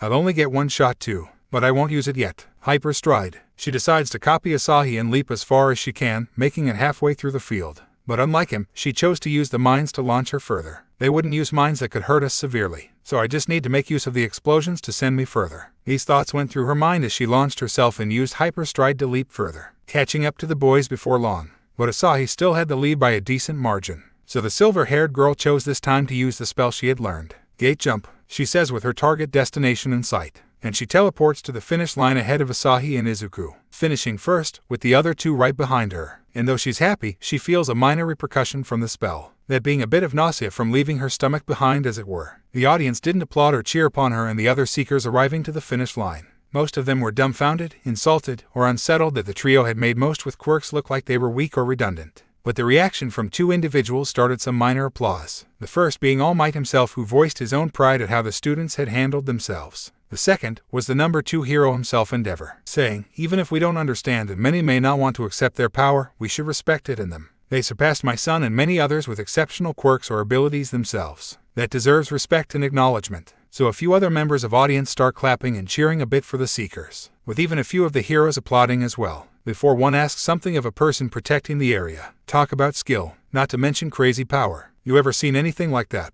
Death Arms asked a young lady with burning red hair. She smirked before looking up at the man, her amulet glistening around her neck. Oh, I know it quite well. After all, I'm a seeker too. This shocks the heroes nearby and they ask if she was serious, with Mount Lady asking if she was saying that just to get some attention. The name's Ruby Montag, and let's see what you think of Jibog. The silver vine-like amulet's green gem flashes as the Titan appears. The leaf and vine-like monster with its big green beard lands behind the smirking seeker, its large blade gleaming in its hands. Whoa, okay, didn't see that coming. Death Arms says with a confused chuckle. Ruby asks if that was good enough or if she should summon something with a bit more bite. No thank you, we get it. Still, you can just summon these whenever. Kamui Woods asks while feeling odd kinship with the Titan. Something like that let alone a bit of power and muscle from things like this. Dragon Fist, she says before the red glow envelops her hands. She then picks up Death Arms and holds him in the air with one finger. The hero freaks out a bit before asking to be set down. So, that enough of the proof of who and what I am? Ruby asks while letting the hero down. Mount Lady grumbles before agreeing and asking if there were others around.